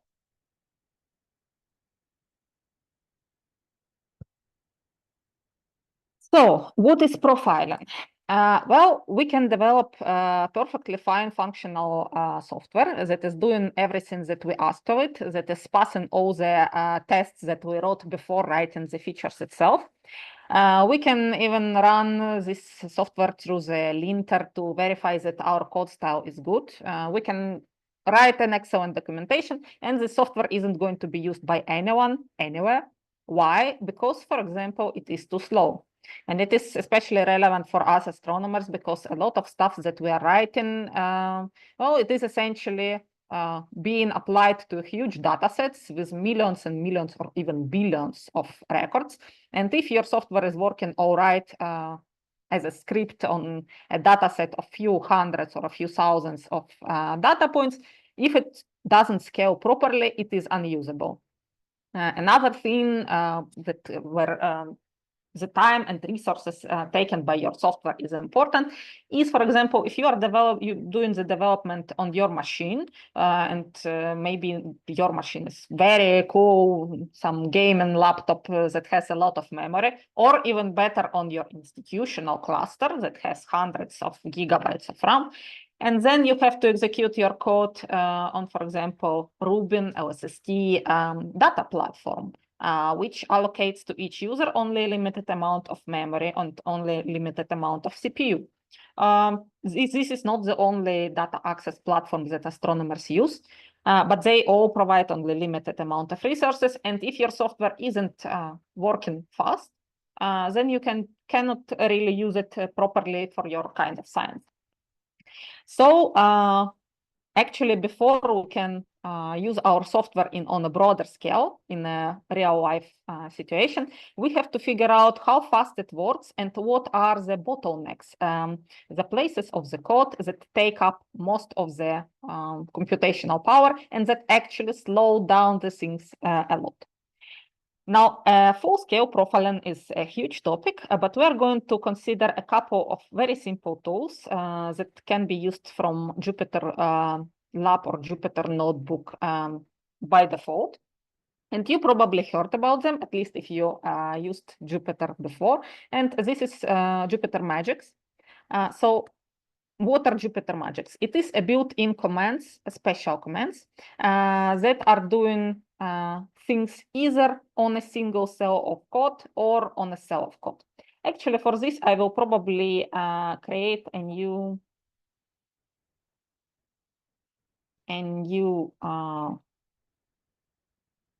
notebook once my PC stops being frozen. Let me stop sharing for a second and start sharing again.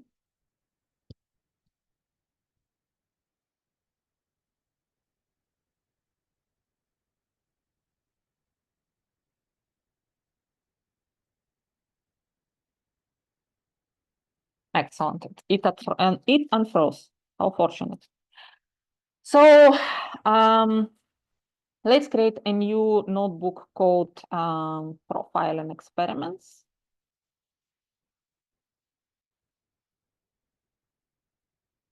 And let's consider a few of the Jupyter magics. So all magics, they are starting either with 1 or with 2 percent sites. And if it starts with 1 percent site, it is applied only to the code in one line. And if it's with 2 percent sites, then it is applied to all the code in this cell. So for example, the simplest single cell code is ls magic, which prints all the available magic commands that is available for this kernel, either that can be applied to a single cell or that can be applied to the whole, either the ones that can be applied to a single line or the ones that can be applied to the whole cell. So if you want to have a quick look, this is a command to execute, and I highly recommend you to look at this. Also, quick ref is also very helpful in the similar way, because it also provides you a bit of explanation on what this command is doing. And one of my favorite commands is whos, which shows that right now the namespace is empty. But if I implement it, if I run some code, and if I run this command in this notebook, it will print all the variables that were announced in this code in this notebook. And this is very useful when you have a huge and messy notebook and you want to remember how you name this very important variable that you wanted to use somewhere, but you cannot remember now how you use it. So for profiling, the most common cases of profiling is time profiling and memory profiling. Obviously, time profiling is when you measure how much time your code takes to be executed, and memory profiling is how much memory, RAM memory is needed for this code. So let's look at some simple command time, which measures the time of the execution of a single line of the code. Let's say print hello long takes. Here we have some information. So the command is executed, and CPU time that is being split into user time, which is taken for the execution of the user code on the CPU, system time, which is system calls back and forth between different components, total time, which is the sum of these two, and wall time, which is the time that would be shown by the clock hanging on the wall. So since printing hello is very simple command that doesn't take literally zero, does take literally zero of CPU time, user time is 0 nanoseconds. So CPU didn't even have to think for a single nanosecond about this. But there is some time taken for the calls, and some time has passed before this command was executed.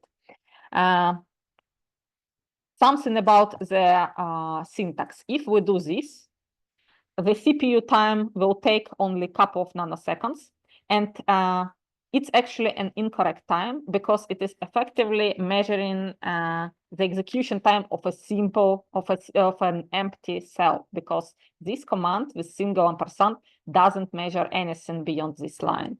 In order to work for it correctly, if I am doing several enters and pushing the code to some other lines, we need to use 2 ampersands. So if we try to execute this command for something more complicated, let's say, for example, we want to create a list with some sums. So we have to create an empty list, let's say, and then in some loop that is calculating something in here.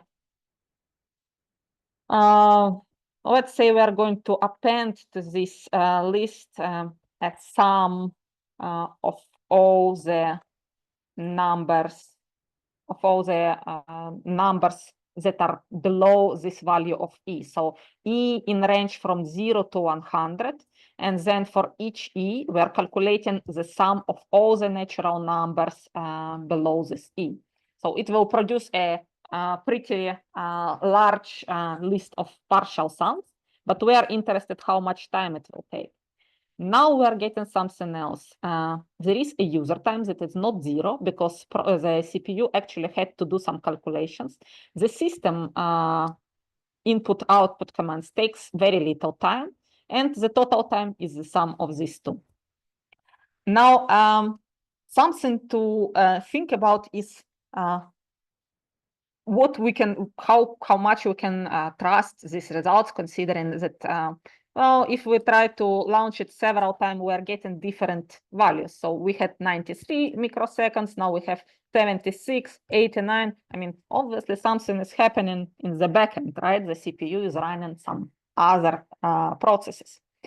And if we are doing actual real life applications, we are actually pretty interested in how stable our software is, because if it performs well in some single moment when CPU is unoccupied, but then it is conflicting with some other processes for the resources, we want to measure this execution time several times and take an average.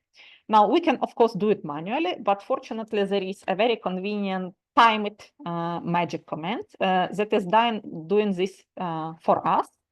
That is actually, pay attention how long it takes to execute this. That is actually measuring, launching this code 7 times in 7 runs. And for each run, it is executing multiple loops of this code.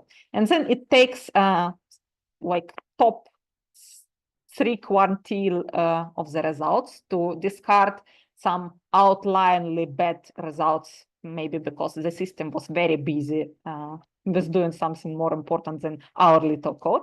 And then it takes an average and calculates the mean and calculates the standard deviation. So we can see that the mean calculation time, execution time for this code is around 70 microseconds, with a couple of microseconds of the standard deviation. And we actually can set up the number of these runs and the number of these loops by a couple of flags. So for if we want to have a look what kind of flags different magic commands are having, we can use it, just put a question mark in the end. And we can see a pretty well-developed help that shows that we can use -n flag to set up the number of the loops, and /r command and /r command to determine the number of the runs. So if we want to execute our code, let's say 100 times, we can set up a single run with 100 of loops. Now, this way, you can actually measure this time. You can experiment with different implementations, and you can see which one is faster. Let's try to do this with this code. Maybe you have heard that for loops aren't very Pythonic way of writing these iterative processes. And maybe you have heard that there is this thing called list comprehension, which is in many cases more effective. So we can try to measure whether it is indeed like this for in our case. So once again, we are using timeit. This we didn't use, so we will delete it. And let's implement the same thing with list comprehension. Implement partial sums with list comprehension. How are we going to do this? So for E in range, we used 100, actually, an iteration. So let's make it a separate variable, and let's make it larger so that we didn't have to put it manually. And for n in range and iterations, we have to execute this summation in range E. Now, it is a little bit convoluted. I hope I didn't misspell anything anywhere. And I use timeit, meaning that it will be running for a few seconds. And let's execute timeit here as well, so that we had a fair comparison.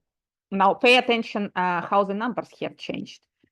If before we had 7 runs, which is the default value, but with like 10,000 loops in each run, here we have only 1 loop because we increased the complexity of our code. It takes longer time to execute, and timeit automatically adjusts the number of loops in each run so that it didn't take hours, essentially. I think that it tries to execute this code in such a way that it was taken only a few seconds. And we actually can see that there is not much difference in these values. Actually, in this particular implementation, it turns out that list comprehension is slower than for loop.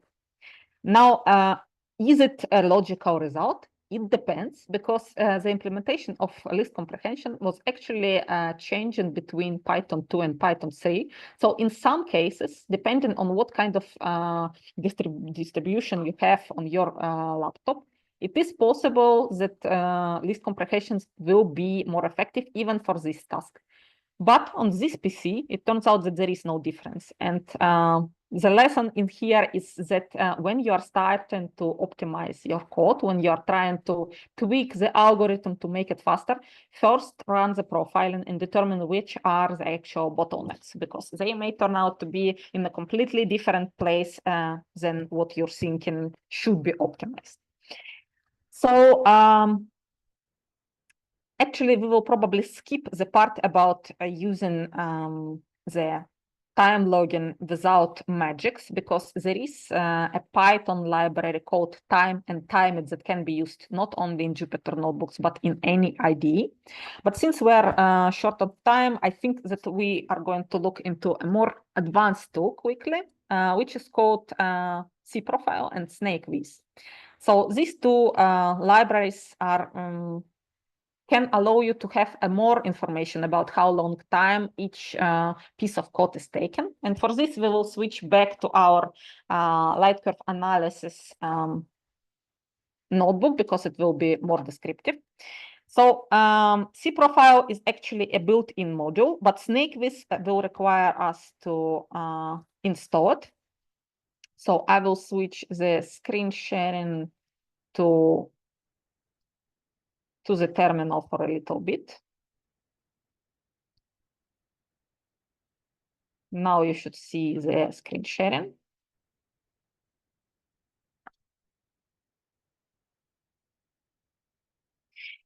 And let's make sure, yes, VNF is installed. So we have to install the SnakeWiz.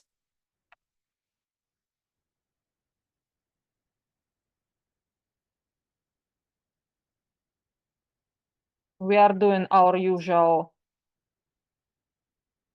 Python 3 and pip installation. And this is installed. Let's not forget about pip freeze into the requirements txt. It's saved, good. And now we can use the SnakeWiz commands in our Jupyter notebooks, but we shouldn't just import the library as usually we are importing any packages. We can use it as an external magic command. So let me quickly run this code through, and something is not working here properly, which is not that important, I think. What we are going to do is create a new section called profiling. And we are going to... You're still on the terminal. Oh, yep, thank you.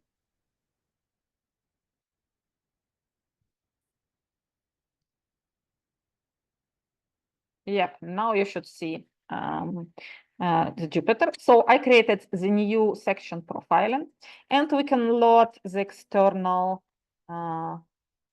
commands using load x magic command, SnakeWiz. Now, let me do the same piece of code that I was doing here. SnakeWiz becomes a new magic command now, and the same list comprehension partial sums that we were doing before.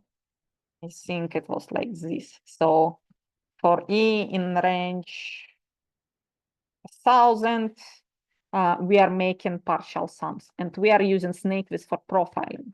So what is it produces is this nice visualization that allows you to interactively inspect how